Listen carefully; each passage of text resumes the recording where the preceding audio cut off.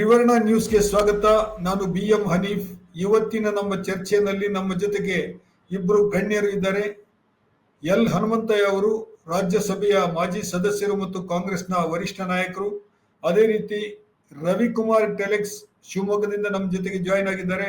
ಹಿರಿಯ ಪತ್ರಕರ್ತರು, ಟೆಲೆಕ್ಸ್ ಅನ್ನುವಂತಹ ಪತ್ರಿಕೆಯನ್ನು ನಡೆಸ್ತಾ ಇದ್ದಾರೆ, ಅದರ ಸಂಪಾದಕರು. ಇಬ್ಬರಿಗೂ ತ್ರಿವರ್ಣ ನ್ಯೂಸ್ನ ಸ್ಟುಡಿಯೋಗೆ ಸ್ವಾಗತ. ನಮಸ್ಕಾರ ಸರ್. ನಮಸ್ಕಾರ. ಇವತ್ತು ನಾವು ಚರ್ಚೆ ಮಾಡ್ತಾ ಇರುವಂತಹ ವಿಷಯ ಒಳ ಮೀಸಲಾತಿಯ ಬಿಕ್ಕಟ್ಟು. ಒಳ ಮೀಸಲಾತಿಗೆ ಸಂಬಂಧಿಸಿ ಕಳೆದ ಹಲವು ತಿಂಗಳುಗಳಿಂದ ಚರ್ಚೆ ನಡೀತಾ ಇದೆ. ಇದನ್ನ ಹೇಗೆ ಜಾರಿಗೊಳಿಸಬೇಕು ಅನ್ನುವಂತಹ ವಿಷಯದಲ್ಲಿ ಕೂಡ ಚರ್ಚೆ ಬಹಳ ಸುದೀರ್ಘವಾಗಿ ನಡೀತಾ ಇದೆ. ಇವತ್ತು ಮುಖ್ಯಮಂತ್ರಿ ಅವರು ಕೂಡ ನಿನ್ನೆ ಒಂದು ಮೀಟಿಂಗ್ ಅನ್ನು ನಡೆಸಿದ್ರು. ಒಳ ಮೀಸಲಾತಿಯ ಕುರಿತು ಅದನ್ನ ಅನುಷ್ಠಾನಕ್ಕೆ ಯಾವ ರೀತಿ ಪ್ರಾಕ್ಟಿಕಲ್ ಆಗಿ ತರಬೇಕು ಅನ್ನೋದರ ಕುರಿತು ವರದಿಯನ್ನು ಕೊಡೋದಕ್ಕೆ ನೇಮಿಸಿದಂತಹ ಆಯೋಗ ಜಸ್ಟಿಸ್ ನಾಗಮೋಹನ್ ದಾಸ್ ಅವರ ಏಕವ್ಯಕ್ತಿ ಆಯೋಗ. ನಾಗಮೋಹನ್ ದಾಸ್ ಅವರ ಜೊತೆಗೆ ಕೂಡ ನಿನ್ನೆ ಚರ್ಚೆ ನಡೆಯಿತು ಮತ್ತು ಪರಿಶಿಷ್ಟ ಜಾತಿ ಪರಿಶಿಷ್ಟ ಪಂಗಡದ ಸಮುದಾಯದ ಹಲವಷ್ಟು ಪ್ರಮುಖ ನಾಯಕರು, ಸಚಿವರುಗಳು ಕೂಡ ಈ ಸಭೆಯಲ್ಲಿ ಭಾಗವಹಿಸಿದ್ರು. ಅದು ಒಂದು ಭಾಗ. ಇವತ್ತು ನಾವು ಚರ್ಚೆ ಮಾಡ್ತಾ ಇರೋದು ಅದರ ಹಿನ್ನೆಲೆಯಲ್ಲಿ ನಾವು ಚರ್ಚೆ ಮಾಡ್ತಾ ಇದ್ದೀವಿ. ಹನುಮಂತಯ್ಯ ಸರ್, ಏನಾಗ್ತಾ ಇದೆ? ಯಾಕೆ ಇಷ್ಟೊಂದು ದೀರ್ಘವಾಗಿ ಈ ಪ್ರೊಸೆಸ್ ನಡೀತಾ ಇದೆ? ಸರ್, ಒಂದು ಕರ್ನಾಟಕದಲ್ಲಿ ಸುಪ್ರೀಂ ಕೋರ್ಟಿನ ತೀರ್ಪು ಬಂದ ಮೇಲೆ ಕರ್ನಾಟಕದಲ್ಲಿ ನಾವು ಜಾರಿ ಮಾಡ್ತೇವೆ, ಇದ್ದ ಅಡ್ಡಿ ಆತಂಕಗಳು ನಿವಾರಣೆಯಾಗಿವೆ ಅಂತ ಹೇಳಿ ಮುಖ್ಯಮಂತ್ರಿಗಳು ತಮ್ಮ ಮೊದಲ ಪ್ರತಿಕ್ರಿಯೆಯಲ್ಲಿ ತಿಳಿಸಿದ್ರು. ಆ ನಂತರ ಅನೇಕರು ತಮ್ಮ ತಮ್ಮ ವಿಚಾರಗಳನ್ನ ಹೇಳೋದಕ್ಕೆ ಆರಂಭ ಮಾಡಿದ್ರು. ದಲಿತ ಸಮುದಾಯದಲ್ಲಿರುವ ವಿವಿಧ ಜಾತಿಗಳು, ಕೆಲವರು ಸುಪ್ರೀಂ ಕೋರ್ಟ್ ಹೇಳಿರ್ತಕ್ಕಂಥ ಎಂಪಿರಿಕಲ್ ಡಾಟಾ ಮತ್ತು ಹಿಂದುಳಿದಿರುವಿಕೆಯ ಆಧಾರದ ಮೇಲೆ ಒಳ ಮೀಸಲಾತಿಯನ್ನ ಜಾರಿ ಮಾಡಬೇಕು ಅಂತ ಹೇಳಿದ್ದಾರೆ. ಎಂಪಿರಿಕಲ್ ಡಾಟಾ ಕರ್ನಾಟಕದ ಮಟ್ಟಿಗೆ ಲಭ್ಯ ಇಲ್ಲ ಅನ್ನುವ ಅಭಿಪ್ರಾಯವನ್ನ ವ್ಯಕ್ತ ಮಾಡಿದ್ರು. ಎರಡನೇದು, ಹಿಂದುಳಿದಿರುವಿಕೆಯನ್ನ ಮಾನದಂಡವಾಗಿ ಇಟ್ಕೊಳ್ಬೇಕು ಅಂತ ಏನು ಸುಪ್ರೀಂ ಕೋರ್ಟ್ ಹೇಳಿತ್ತು, ಆ ಹಿಂದುಳಿದಿರುವಿಕೆ ಸರ್ಕಾರದ ವಿವಿಧ ಇಲಾಖೆಗಳಿಂದ ಸಂಗ್ರಹ ಮಾಡಿದ್ದು ಸದಾಶಿವ ಕಮಿಷನ್ನು ಆದಷ್ಟು ತಮ್ಮ ಎಲ್ಲ ಸಂಪನ್ಮೂಲಗಳನ್ನು ಬಳಸಿ ಅವರು ಕ್ರೋಢೀಕರಣ ಮಾಡಿದ್ರು.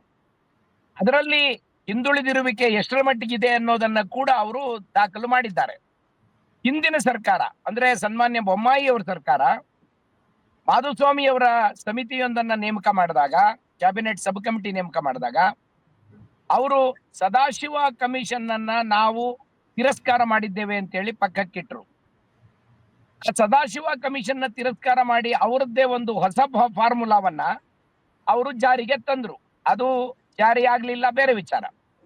ಆದ್ರೆ ಈಗ ಸುಪ್ರೀಂ ಕೋರ್ಟಿನ ತೀರ್ಪು ಬಂದ ಮೇಲೆ ಕರ್ನಾಟಕ ಸರ್ಕಾರ ಲಭ್ಯವಿರುವ ಎಲ್ಲ ಮಾಹಿತಿಗಳನ್ನ ಪಡೆದುಕೊಂಡು ಒಂದು ತೀರ್ಮಾನಕ್ಕೆ ಬರಬೇಕು ಅಂತೇಳಿ ನಾಗಮೋಹನ್ ದಾಸ್ ಅವರ ಸಮಿತಿಯನ್ನ ನೇಮಕ ಮಾಡಿದ್ದು ಸರಿ. ಆದ್ರೆ ಆದದ್ದೇನು ಅಂತ ಅಂದ್ರೆ, ನಾಗಮೋಹನ್ ದಾಸ್ ಅವರ ಕಮಿಟಿಯವರು ಆರಂಭ ಮಾಡಿದಾಗ ಅವರಿಗೆ ಮಾಹಿತಿ ಏನು, ಎಂಪಿರಿಕಲ್ ಡಾಟಾ ಮಾಹಿತಿ ಸರಿಯಾಗಿ ಸಿಕ್ಲಿಲ್ಲ ಅನ್ನೋ ಒಂದು ಅಭಿಪ್ರಾಯ ಇದೆ. ಇದರಲ್ಲಿ ಒಂದು ಬಹಳ ಮುಖ್ಯವಾದ ಅಂಶ, ಕರ್ನಾಟಕದ ಕೆಲವು ಜಿಲ್ಲೆಗಳಲ್ಲಿ ಆದಿ ಕರ್ನಾಟಕ, ಆದಿ ದ್ರಾವಿಡ, ಆದಿ ಆಂಧ್ರ ಅಂತ ಹೇಳಿ ಬರೆಸುವ ಪರಿಪಾಠ ಇದೆ. ಇದು ಉತ್ತರ ಕರ್ನಾಟಕದ ಭಾಗದಲ್ಲಿ ಇಲ್ಲ.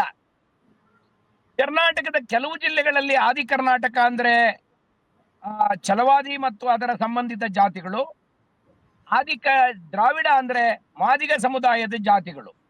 ಇನ್ನು ಕೆಲವು ಜಿಲ್ಲೆಗಳಲ್ಲಿ ಆದಿ ಕರ್ನಾಟಕ ಅಂದ್ರೆ ಮಾದಿಗ ಮತ್ತು ಸಂಬಂಧಿತ ಜಾತಿಗಳು, ಆದಿ ದ್ರಾವಿಡ ಅಂದ್ರೆ ಹೊಲೆಯ ಮತ್ತು ಸಂಬಂಧಿತ ಜಾತಿಗಳು. ಇದು ರೂಢಿಯಲ್ಲಿರೋದು.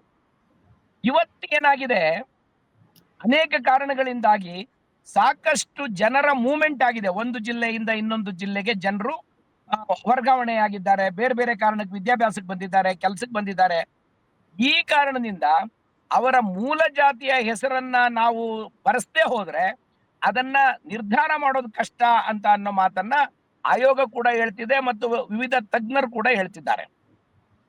ಆದರೆ ಇಷ್ಟೆಲ್ಲ ಆದ್ರೂ ಕೂಡ ಸಂಬಂಧಿತ ಮೂಲ ಜಾತಿಗಳ ಹೆಸರು ಲಭ್ಯ ಇಲ್ಲದೆ ಇರುವ ಪ್ರಮಾಣ ಕೇವಲ 7 ಲಕ್ಷ ಮಾತ್ರ. 1 ಕೋಟಿ ಜನರಲ್ಲಿ 7 ಲಕ್ಷ ಜನರಿಗೆ ಮಾತ್ರ ಮೂಲ ಜಾತಿಯ ಹೆಸರು ಲಭ್ಯ ಆಗಿಲ್ಲ ಅನ್ನೋ ಮಾಹಿತಿ ಕಮಿಷನ್ ಮುಂದೆ ಇದೆ ಮತ್ತು ನಮಗ್ ಕೂಡ ಕಮಿಷನ್ನಿನ ನ್ಯಾಯಮೂರ್ತಿಗಳು ತಿಳಿಸಿದ್ದಾರೆ. ಆದ್ರಿಂದ ಇದನ್ನು ಬಗೆಹರಿಸೋದು ಹೇಗೆ ಅಂತ ಹೇಳಿ ಬಹಳ ದಿನಗಳ ಕಾಲ ಈ ಮುಂದೂಡಿಕೆ ಆಗಿದೆ. ನಿನ್ನೆ ಮುಖ್ಯಮಂತ್ರಿಗಳು ನಡೆಸಿದ ಸಭೆಯಲ್ಲಿ ಮುಖ್ಯಮಂತ್ರಿಗಳ ಮುಂದೆ ನ್ಯಾಯಮೂರ್ತಿಗಳು ಏನ್ ಹೇಳಿದ್ದಾರೆ, ಒಂದು ಇಂಟರಿಮ್ ರಿಪೋರ್ಟ್ ಅನ್ನ ಸಬ್ಮಿಟ್ ಮಾಡೋದಕ್ಕೆ ನಾವು ತಯಾರಿ ಮಾಡಿಕೊಂಡಿದ್ದೇವೆ ಮತ್ತು ಸಬ್ಮಿಟ್ ಮಾಡ್ತೇವೆ ಅಂತ ಹೇಳಿದ್ದಾರೆ. ಅದನ್ನ ಜಾರಿಗೊಳಿಸುವ ಕೆಲಸವನ್ನ ಸರ್ಕಾರ ಮಾಡಬೇಕು. ಜಾರಿಗೊಳಿಸಿದ ಮೇಲೆ ಸೆನ್ಸಸ್ ಕೂಡ ಆಗ್ಲಿ, ಸೆನ್ಸಸ್ ನಲ್ಲಿ ನಿಖರವಾಗಿ ಯಾರ್ಯಾರು ಯಾವ ಜಾತಿಗೆ ಸೇರಿದವರು ಅನ್ನುವ ನಿರ್ಧಾರ ಆಗ್ಲಿ. ಆಗ ಜಾಸ್ತಿ ಆದ್ರೆ ಅವರಿಗೆ ಜಾಸ್ತಿ ಮಾಡ್ಲಿ, ಕಡಿಮೆ ಇದ್ರೆ ಅವರಿಗೆ ಕಡಿಮೆ ಮಾಡ್ಲಿ. ಇದು ಒಂದು ಸರಿಯಾದ ನ್ಯಾಯೋಚಿತವಾದ ಒಪ್ಪಂದ ಅಂತ ನನಗೆ ಅನಿಸ್ತದೆ. ಸರ್ಕಾರ ಅದೇ ದೃಷ್ಟಿಯಿಂದ ಮುಂದಡಿ ಹೆಜ್ಜೆ ಇಟ್ಟಿದ್ದಾರೆ. ಇದು ಜಾರಿಗೆ ಬರ್ತದೆ ಅಂತ ಹೇಳಿ ನನಗೆ ವಿಶ್ವಾಸ ಇದೆ. ಅನೀಫ್ ಅವರೇ. ಎಸ್ ರವಿಕುಮಾರ್, ಇದು ಇಷ್ಟು ಸರಳ ಇದೆ ಅಂತ ಹೇಳಿ ನಿಮ್ಗೆ ಅನಿಸ್ತಾ ಇದೆಯಾ ನಿಮಗೆ? ಯಾಕಂತ ಹೇಳಿದ್ರೆ ನಾವು ಈಗ ಎಡಗೈಯವರದು ಮತ್ತು ಬಲಗೈಯವರದು ಎರಡೂ ವಾದಗಳನ್ನು ನಾವು ಇತ್ತೀಚೆಗೆ ನಾವು ಪತ್ರಿಕೆಯಲ್ಲಿ ನಾವು ಗಮನಿಸಿದಾಗ ಇದರಲ್ಲಿ ಏನು ಈಗ ಎಂಪಿರಿಕಲ್ ಡಾಟಾದ ಬಗ್ಗೆ ಹನುಮಂತಯ್ಯ ಅವರು ಹೇಳ್ತಾ ಇದ್ದಾರೆ, ಈ ಡಾಟಾದ ಮೇಲೇನೆ ವಿಶ್ವಾಸ ವಿಶ್ವಾಸ ಇಲ್ಲ ಅನ್ನುವಂತ ಅಭಿಪ್ರಾಯವನ್ನು ವ್ಯಕ್ತಪಡಿಸಿದಂತವರು ಕೂಡ ಇದ್ದಾರೆ. ಎರಡನೇದು, ಇದುವರೆಗೆ ಬಹಳಷ್ಟು ವರ್ಷಗಳಿಂದ ಏನು ಈ ಮೀಸಲಾತಿಯನ್ನ ಪಡ್ಕೊಂಡಿದ್ದಾರೆ, ಹಾಗೆ ಪಡ್ಕೊಂಡಿರೋರು ತಮಗೆ ಅನ್ಯಾಯ ಆಗ್ತದೆ ಅನ್ನುವಂತ ಒಂದು ಮನೋಭಾವನೆಯಲ್ಲಿ ಇದ್ದಾಗೆ ಕೂಡ ಕಾಣಿಸ್ತದೆ. ಇದರ ರಾಜಕೀಯ ಇಂಪ್ಲಿಕೇಶನ್ ಕೂಡ ಬೇರೆ ತರ ಆಗೋ ಸಾಧ್ಯತೆ ಇದೆ. ಸರ್ ಈ ಒಳ ಮೀಸಲಾತಿಗೆ ಸಂಬಂಧಪಟ್ಟಂಗೆ ಹನುಮಂತಯ್ಯ ಸರ್ ಅವರು ಈಗ ಪ್ರೆಸೆಂಟ್ ಇರ್ತಕ್ಕಂಥ ಏನ್ ಡೆವಲಪ್ಮೆಂಟ್ಸ್ ಇದೆ ಅದನ್ನೆಲ್ಲ ತುಂಬಾ ವಿವರವಾಗಿ ಹೇಳಿದ್ದಾರೆ. ಆಂಧ್ರದಿಂದ ಆರಂಭಗೊಂಡಂತ ಒಳ ಮೀಸಲಾತಿಯ ಚಳುವಳಿ 50 ವರ್ಷಗಳು ಇದು ಸಾಮಾಜಿಕ ನ್ಯಾಯದ ಆರ್ತನಾದ. ಇದು ತುಂಬಾ ಈ ಆರ್ತನಾದವನ್ನ ಆಳುವವರು ತುಂಬಾ ಅಂತಃಕರಣದಿಂದ ಮತ್ತು ಹೊಣೆಗಾರಿಕೆಯಿಂದ ಕೇಳಿಸ್ಕೊಳ್ಬೇಕಿತ್ತು. ಇದುವರೆಗೂ ಅದಾಗ್ಲಿಲ್ಲ. ಸೊ ಈಗ ಅಂತಲ್ಲ, ಬಹುಶಃ ನನಗೆ ನೆನಪಿದ್ದ ಹಾಗೆ ಮಲ್ಲಿಕಾರ್ಜುನ ಖರ್ಗೆ ಮತ್ತು ಶ್ರೀನಿವಾಸ್ ಪ್ರಸಾದ್ ಅವರು ಕಾಂಗ್ರೆಸ್ ಪಕ್ಷದ ಹೆಲ್ಮ್ ಆಫ್ ದಿ ಅಫೇರ್ಸ್ ನಲ್ಲಿ ಇದ್ದಾಗಿನಿಂದ ನನಗೆ ನೆನಪಿದ್ದಾಗೆ ಹನುಮಂತಯ್ಯ ಅವರು ಕೂಡ ಪಾರ್ಟ್ ಆಫ್ ದಟ್. ಆಂಧ್ರದಲ್ಲಿ ಮಾದಿಗ ದಂಡುರ ಚಳವಳಿಯನ್ನು ಆರಂಭ ಆಯಿತು. ಆವಾಗ ಹನುಮಂತಯ್ಯ ಒಬ್ಬರೇ ಇದಕ್ಕೆ ಸಮ್ಮತಿಸಿ ಧ್ವನಿಯನ್ನ ಎತ್ತಾ ಇದ್ದಿದ್ದು ನನಗೆ ನೆನಪಿದ್ದ ಹಾಗೆ. ನಾನು ಅವತ್ತು ಮಲ್ಲಿಕಾರ್ಜುನ ಖರ್ಗೆ ಅವರ ಮನೆಗೆ ಹೋಗಿ ನಾವೊಂದು ನಿಯೋಗ ಹೋಗಿ ಇದನ್ನ ತಾವು ಒಪ್ಕೋಬೇಕು ಮಾಡಬೇಕು ಅಂತ ಕೇಳಿದ್ದ ದಿನಗಳು ಕೂಡ ಉಂಟು. ಬಟ್ ಅವತ್ತಿನಿಂದ ಇದು ಕೋರ್ಟಿನ ವ್ಯವಹಾರದಲ್ಲಿ ಸಿಕ್ಕಾಕೊಂಡಿತ್ತು. ಈಗ ಬಿಡುಗಡೆ ಆಗಿದೆ. ಹೇಳಿ ರವಿಕುಮಾರ್. 2022ರಲ್ಲಿ ಸುಪ್ರೀಂ ಕೋರ್ಟ್ ನಲ್ಲಿ ಒಂದು ಆರ್ಗ್ಯುಮೆಂಟ್ ನಡೆಯುತ್ತೆ. ವಿ ರಮಣ ಅಂತ ಹೇಳಿ ಜಡ್ಜ್ ಅವರು ಒಂದು ಪ್ರಶ್ನೆಯನ್ನ ಹಾಕ್ತಾರೆ. ಮುಕುಲ್ ರೋಹಟ್ಗಿ ಜಡ್ಜ್ ಅವರು ಮಾದಿಗ ಮೀಸಲಾತಿ ಪರವಾಗಿ ವಾದ ಮಾಡ್ತಾ ಇರ್ತಾರೆ. ಅವಾಗ ರಮಣ ಅವರು ಒಂದು ಪ್ರಶ್ನೆ ಹೇಳ್ತಾರೆ, ಒಂದು ಬಲಾಢ್ಯ ಸಂಖ್ಯೆಯಲ್ಲಿ ಇರ್ತಕ್ಕಂಥ ಮಾದಿಗ ಸಮುದಾಯಕ್ಕೆ ಇದುವರೆಗೂ ಕೂಡ ನೀವು ಸಮಪಾಲನ್ನು ಯಾಕೆ ಕೊಡಕ್ ಸಾಧ್ಯ ಆಗಿಲ್ಲ? ಅದನ್ನ ಆರ್ಗ್ಯುಮೆಂಟ್ ಮಾಡ್ತಾ ಅವರು ಆತಂಕ ವ್ಯಕ್ತಪಡಿಸ್ತಾರೆ. ಕೊನೆಗೆ ಅದು 3 ಸದಸ್ಯ ಪೀಠದಿಂದ 7 ಬೆಂಚ್ ವರೆಗೂ ಟ್ರಾನ್ಸ್ಫರ್ ಆಗಿ 7 ಬೆಂಚಿನ ಜಡ್ಜ್ಮೆಂಟ್ ಮೊನ್ನೆ ಆಗಸ್ಟ್ ನಲ್ಲಿ ಬಂದಿರತಕ್ಕಂಥದ್ದು. ಅಂದ್ರೆ ಚಳುವಳಿ ಮಾದಿಗರಿಗೆ ಒಳ ಮೀಸಲಾತಿ ಬೇಕು ಅಂತಕ್ಕಂಥದ್ದು, ಇಂಟರ್ನಲ್ ರಿಸರ್ವೇಶನ್ಸ್ ಬೇಕು ಅಂತಕ್ಕಂಥದ್ದು ಎಲ್ಲ ಹಂತದಲ್ಲೂ ಕೂಡ ಬಲವನ್ನ ಪಡ್ಕೊಂತ ಬಂದಿದೆ ಇಲ್ಲಿವರೆಗೂ. ಸೊ ಈಗ ಒಂದು ಲಾಜಿಕಲ್ ಎಂಡಿಗೆ ಬಂದಿರತಕ್ಕಂಥ ಒಂದು ಸನ್ನಿವೇಶ ನಮ್ಮ ಮುಂದೆ ಇದೆ. ಸುಪ್ರೀಂ ಕೋರ್ಟ್ ಈಗ ಬೊಮ್ಮಾಯಿ ಅವರ ಸರ್ಕಾರದಲ್ಲಿ ಅವಧಿ ಮುಗಿಯುವ ಕೊನೆ ಗಳಿಗೆಯಲ್ಲಿ ಒಂದು I think it is A political strategy. ಅದು ತುಂಬಾ ಪ್ರಾಮಾಣಿಕವಾದಂತ ನಿರ್ಧಾರ ಅಂತ ನನಗೆ ಅನಿಸಿಲ್ಲ. ಯಾಕಂದ್ರೆ ಕೊನೆ ಗಳಿಗೆಯಲ್ಲಿ ಸದಾಶಿವ ಆಯೋಗದ ವರದಿಯನ್ನ ಅದು ಇನ್ವ್ಯಾಲಿಡ್ ಅಂತ ಹೇಳಿ ಘೋಷಣೆ ಮಾಡಿ ಕ್ಯಾಬಿನೆಟ್ ಸಬ್ ಕಮಿಟಿಯನ್ನ ಮಾಧುಸ್ವಾಮಿ ಅವರ ಹೆಸರಿನಲ್ಲಿ ಸಬ್ ಕಮಿಟಿಯನ್ನ ರಚನೆ ಮಾಡಿ ಅದನ್ನು ಇಂಪ್ಲಿಮೆಂಟ್ ಮಾಡುವಂತ ಪ್ರಯತ್ನ ಮಾಡಿದ್ರಲ್ಲ, ಅದು ಅಲ್ಲಿಗೆ ಬಂದು ನಿಂತ್ಕೊಂಡು ಹೋಯ್ತು. ಈಗ ಏನಾಯ್ತು, 2023ರ ವಿಧಾನಸಭಾ ಚುನಾವಣೆಯಲ್ಲಿ ಕಾಂಗ್ರೆಸ್ ತುಂಬಾ ಪ್ರಿಯಾರಿಟಿ ಮೇಲೆ ಪ್ರಣಾಳಿಕೆಯಲ್ಲಿ ಘೋಷಣೆ ಮಾಡ್ಕೊಳ್ತು. ನಾವು ಅದಕ್ಕೆ ಕಮಿಟ್ ಆಗಿದ್ದೀವಿ ಅಂತಕ್ಕಂಥದ್ದನ್ನ ರಾಷ್ಟ್ರ ಮಟ್ಟದಲ್ಲೂ ಕೂಡ ರಾಹುಲ್ ಗಾಂಧಿ ಅವರು ಹೇಳಿದ್ರು. ಹನುಮಂತಯ್ಯ ಸಾಯ್ ಅವರು ಇದ್ದಂತ ಪ್ರಚಾರ ಸಮಿತಿಗಳಲ್ಲೂ ಕೂಡ ಅದು ಪ್ರಸ್ತಾಪ ಆಗಿ ಸರ್ಕಾರ ಅದಕ್ಕೆ ಕಮಿಟ್ ಆಗಿದೆ ಅಂತ ನಾನು ಈಗಲೂ ಕೂಡ ಭಾವಿಸ್ತೇನೆ. ಅದರಿಂದ ನಾನು ಹಿಂದಕ್ಕೆ ಸರ್ಕೊಳ್ಳೋದಿಲ್ಲ. ಪ್ರಶ್ನೆ ಇರೋದು, ಆಗಸ್ಟ್ 1ನೇ ತಾರೀಕು ಸುಪ್ರೀಂ ಕೋರ್ಟ್ ತೀರ್ಮಾನ ಕೊಟ್ಟ ಮೇಲೆ ನಂತರದಲ್ಲಿ ಸರ್ಕಾರ ಒಂದು ಏಕಸದಸ್ಯ ಆಯೋಗವನ್ನ ರಚನೆ ಮಾಡಿದೆ, ಕಮಿಟಿಯನ್ನ ರಚನೆ ಮಾಡಿದೆ. ಬಹುಶಃ ನನಗನ್ಸೋದು ಇದನ್ನ ಎಂಪೆರಿಕಲ್ ಡಾಟಾ ಅನ್ನೋ ವಿಷಯ ಬಂದಿರೋದ್ರಿಂದ ಸದಾಶಿವ ಆಯೋಗದ ವರದಿ ಅದು ಇನ್ವ್ಯಾಲಿಡ್ ಅಂತೇಳಿ ಬೊಮ್ಮಾಯಿ ಸರ್ಕಾರ ಅದನ್ನ ಬದಿಗೆ ಸರಿಸಿರೋದ್ರಿಂದ ಹೊಸದಾಗಿ ಒಂದು ಎಂಪೆರಿಕಲ್ ಡಾಟಾವನ್ನ ಕಲೆಕ್ಟ್ ಮಾಡ್ಬೇಕಂತ ಒಂದು ದೊಡ್ಡ ಸವಾಲು ಬಂದಿದೆ. ಅದು ಪೂರಕವಾಗಿ ಈಗಾಗಲೇ ಹೇಳ್ದಂಗೆ ಸರ್ಕಾರದ ಇಲಾಖೆಗಳು ಪೂರಕವಾದಂತ ದಾಖಲೆಗಳನ್ನ ಕಮಿಟಿ ಒದಗಿಸ್ಲೇ ಇಲ್ಲ. ಕಮಿಟಿ ನೀವು ನವೆಂಬರ್ ನಲ್ಲಿ ಸ್ಥಾಪನೆ ಮಾಡಿದ್ರು ಕೂಡ ನಾವು ಜನವರಿ 1ನೇ ತಾರೀಕಿಂದ ಅದು ಜನವರಿ 31ನೇ ತಾರೀಕಿಂದ ಕಾರ್ಯಾಚರಣೆಯನ್ನು ಆರಂಭ ಮಾಡಿದೀವಿ ಅಂತೇಳಿ ನಾಗಮೋಹನ್ ದಾಸ್ ಅವರೇ ಹೇಳಿದ್ದಾರೆ. ಅಂದ್ರೆ ಆಡಳಿತಾತ್ಮಕ ಸಮಸ್ಯೆಯಿಂದ ಅವರಿಗೆ ಸರಿಯಾದ ಪೂರಕ ದಾಖಲೆಗಳನ್ನ ಇಲಾಖೆಗಳು ಒದಗಿಸಿ ಕೊಡ್ಲಿಲ್ಲ ಅಂತಕ್ಕಂಥದ್ದು ಈ ವಿಳಂಬಕ್ಕೆ ಕಾರಣ. ಪ್ರಶ್ನೆ ಇರೋದೇನಂದ್ರೆ, ತೆಲಂಗಾಣ ಸರ್ಕಾರ ಪಕ್ಕದಲ್ಲಿರ್ತಕ್ಕಂಥ ಕಾಂಗ್ರೆಸ್ ನೇತೃತ್ವದ ತೆಲಂಗಾಣ ಸರ್ಕಾರ ಈ ಸುಪ್ರೀಂ ಕೋರ್ಟ್ ತೀರ್ಪನ್ನ ಇವಾಗ ಅನುಷ್ಠಾನಗೊಳಿಸಿದೆ.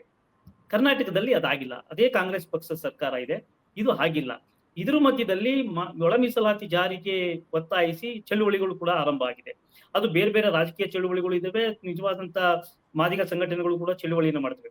ಒಂದು ಪೊಲಿಟಿಕಲ್ ಶೇಡ್ ನಲ್ಲಿ ಒಂದು ಚಳುವಳಿ ಆರಂಭ ಆಗ್ತಾ ಇರ್ತಕ್ಕಂಥ ಸಂದರ್ಭವನ್ನು ನಾವು ನೋಡ್ತಾ ಇದೀವಿ ಈಗ. ಸೊ ಈಗಿರ್ಬೇಕಾದ್ರೆ ಮಾದಿಗ ಕಮ್ಯುನಿಟಿಯಲ್ಲಿ ಸಹಜವಾಗಿ ಒಂದು ಸಾಮಾನ್ಯ ಮಾದಿಗ ಸಮುದಾಯ ಯೋಚನೆ ಮಾಡ್ತಿದ್ದೆ, ಸುಪ್ರೀಂ ಕೋರ್ಟ್ ತೀರ್ಮಾನ ಮಾಡಿದ್ದೆ, ಯಾಕೆ ರಾಜ್ಯ ಸರ್ಕಾರ ಜಾರಿ ಮಾಡ್ತಾ ಇಲ್ಲ ಅನುಷ್ಠಾನಗೊಳಿಸೋದಕ್ಕೆ? ನಾವು ಇವಾಗ ಹೇಳ್ತಾ ಇದೀವಿ ಎಂಪೆರಿಕಲ್ ಡಾಟಾದಲ್ಲಿ. ಆಂಧ್ರ ಪ್ರದೇಶದಲ್ಲಿ ಈ ತರದ ಎಂಪೆರಿಕಲ್ ಡಾಟಾ ಅವರಿಗೆ ರೆಡಿ ಆಗಿತ್ತು, ಅವ್ರ ಹತ್ರ ಅವ್ರು ಹೇಗ್ ಮಾಡಿದ್ರು ಅವರು ಅದನ್ನ? ಎಂಪೆರಿಕಲ್ 2011ರ ಸೆನ್ಸಸ್ ಆಧಾರದ ಮೇಲೆ ಅವರು ಎಂಪೆರಿಕಲ್ ಡಾಟಾವನ್ನ ಗ್ರಹಿಸಿಕೊಂಡು ಜಾರಿ ಮಾಡಿದ್ದಾರೆ ಈಗ ಅದನ್ನ ತೆಲಂಗಾಣ ಸರ್ಕಾರದಲ್ಲಿ. ಅವರು 2011 ಸೆನ್ಸಸ್ ನ. ಬಟ್ ನಮ್ಮಲ್ಲಿ ಹೇಳ್ದಂಗೆ ಹನುಮಂತಯ್ಯ ಸಾವ್ರ ಅವರು ಏನ್ ಹೇಳಿದ್ರೆ, 7 ಲಕ್ಷ ಜಾತಿಗಳು 7 ಲಕ್ಷ ಜನಸಂಖ್ಯೆಗೆ ತಮ್ಮ ಮೂಲ ಜಾತಿಗಳನ್ನ ಏಕೆ ಏಡಿ ಅಂತಕ್ಕಂಥ ಕಾಂಟ್ರಡಕ್ಷನ್ಸ್ ಅಲ್ಲಿ ಇದೆ. ನಾವು ಈಗ ಹಳೆ ಮೈಸೂರು ಭಾಗದಲ್ಲಿ ನಾವು ಏಡಿ ಅಂದ್ರೆ ಏನ ಅರ್ಥ ಬರುತ್ತೆ, ಏಕೆ ಅಂದ್ರೆ ಯಾವ ಕಮ್ಯುನಿಟಿಗಳು ಬರ್ತವೆ, ಮಧ್ಯ ಕರ್ನಾಟಕದಲ್ಲಿ ಯಾಕೆ ಬರ್ತವೆ ಅಂತೇಳಿ. ನಾನು ಹನುಮಂತಯ್ಯ ಸರ್, ನನಗೊಂದು ಸಣ್ಣ ಅಪಾಯಕಾರಿಯಾದಂತ ಅನುಭವ ಆಗಿದ್ದಂದ್ರೆ, ನನ್ನ ತಂಗಿಗೆ ಗಂಡು ಹುಡ್ಕಕ್ ಹೋದಾಗ ನಾವು ಹೇಳಿದ್ವಿ ನಮ್ ಏಕೆ ಅಂತ ಹೇಳಿದ್ವಿ, ಏಕೆ ಒಳಗೆ ಯಾವ ಜಾತಿ ಅಂತ ಹುಡ್ಕಕ್ ಶುರು ಮಾಡಿದ್ರು. ನಮ್ಗೆ ಗೊಂದಲ ಆಗುತ್ತೆ. ಸೊ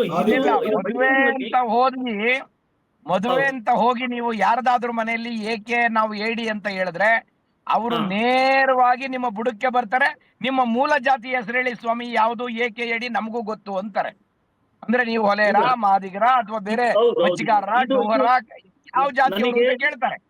ಇದು ಮೈಸೂರಿನ ವಧುವರರ ಸಮಾವೇಶದಲ್ಲಿ ನಡೆದಂತ ಅನುಭವ ನನಗೆ. ಸೊ ಅಲ್ಲಿಂದ ನಾನು ತುಂಬಾ ತುಂಬಾ ಗಂಭೀರವಾದಂತ ವಿಚಾರ ಇದು. ಸೊ ಈಗ ಆ ವಿಷಯ ಹೊರಗೆ ಬಂದಿದೆ.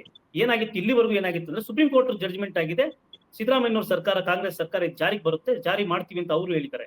ಯಾವಾಗ ನಾಗಮೋಹನ್ ದಾಸ್ ಕಮಿಟಿ ಅವರು ರಚನೆಯಾಗಿ ಅವರು ಎಂಪೆರಿಕಲ್ ಡಾಟಾವನ್ನು ಸಂಗ್ರಹ ಮಾಡಕ್ ಹೋದಾಗ ಈ ಸವಾಲು ಬಂದಿದೆ.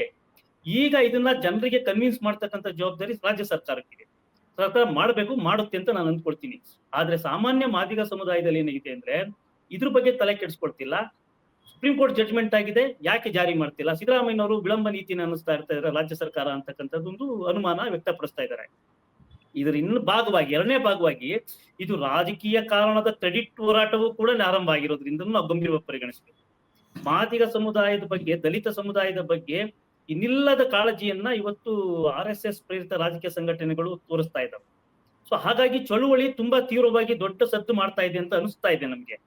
ಬಟ್ ಆದ್ರೆ ನೀವು ಒಳ ಮೀಸಲಾತಿ, ನನ್ನ ನಿರೀಕ್ಷೆ ಏನಿದೆ ಅಂದ್ರೆ, ರಾಜ್ಯ ಸರ್ಕಾರ ಒಳ ಮೀಸಲಾತಿಯನ್ನ ಜಾರಿ ಮಾಡುವ ಸಂದರ್ಭದಲ್ಲಿ ತುಂಬಾ ಕರಾರುವಕ್ಕಾಗಿ ಯಾವುದೇ ಲೀಗಲ್ ಕಾಂಪ್ಲಿಕೇಶನ್ಸ್ಗೆ ಅವಕಾಶ ಇಲ್ಲದಂತೆ ಮತ್ತೆ ಸುಪ್ರೀಂ ಕೋರ್ಟಿನ ಮುಂದೆ ಪ್ರಶ್ನೆ ಮಾಡಕ್ ಯಾರು ಹೋಗಬಾರ್ದು ಅನ್ನೋ ನಿಟ್ಟಿನಲ್ಲಿ ತುಂಬಾ ಪ್ಲಾನ್ ಆಗಿ ಯೋಜನಾ ಪೂರ್ವಕವಾಗಿ ಮಾಡ್ಬೇಕು. ಇದಿಲ್ಲದೆ ಇದ್ರೆ ಇದು ಮತ್ತೆ ಏನಾಗುತ್ತೆ, ರಾಜ್ಯ ಸರ್ಕಾರದ ಮೇಲೆ ಯಾವ್ದಾದ್ರು ಒಂದು ಶಕ್ತಿಗಳ ನಿಯಂತ್ರಣ ಇದೆಯಾ, ಇದನ್ನ ವಿಳಂಬ ಆಗ್ತಿರೋದಕ್ಕೆ ಅಂತಕ್ಕಂಥ ಅನುಮಾನಗಳು ಕೂಡ ಸಮುದಾಯದ ಮಧ್ಯೆ ಇದಾವೆ, ಇಲ್ಲ ಅಂತ ನಾನು ಹೇಳಕ್ ಬರೋದಿಲ್ಲ.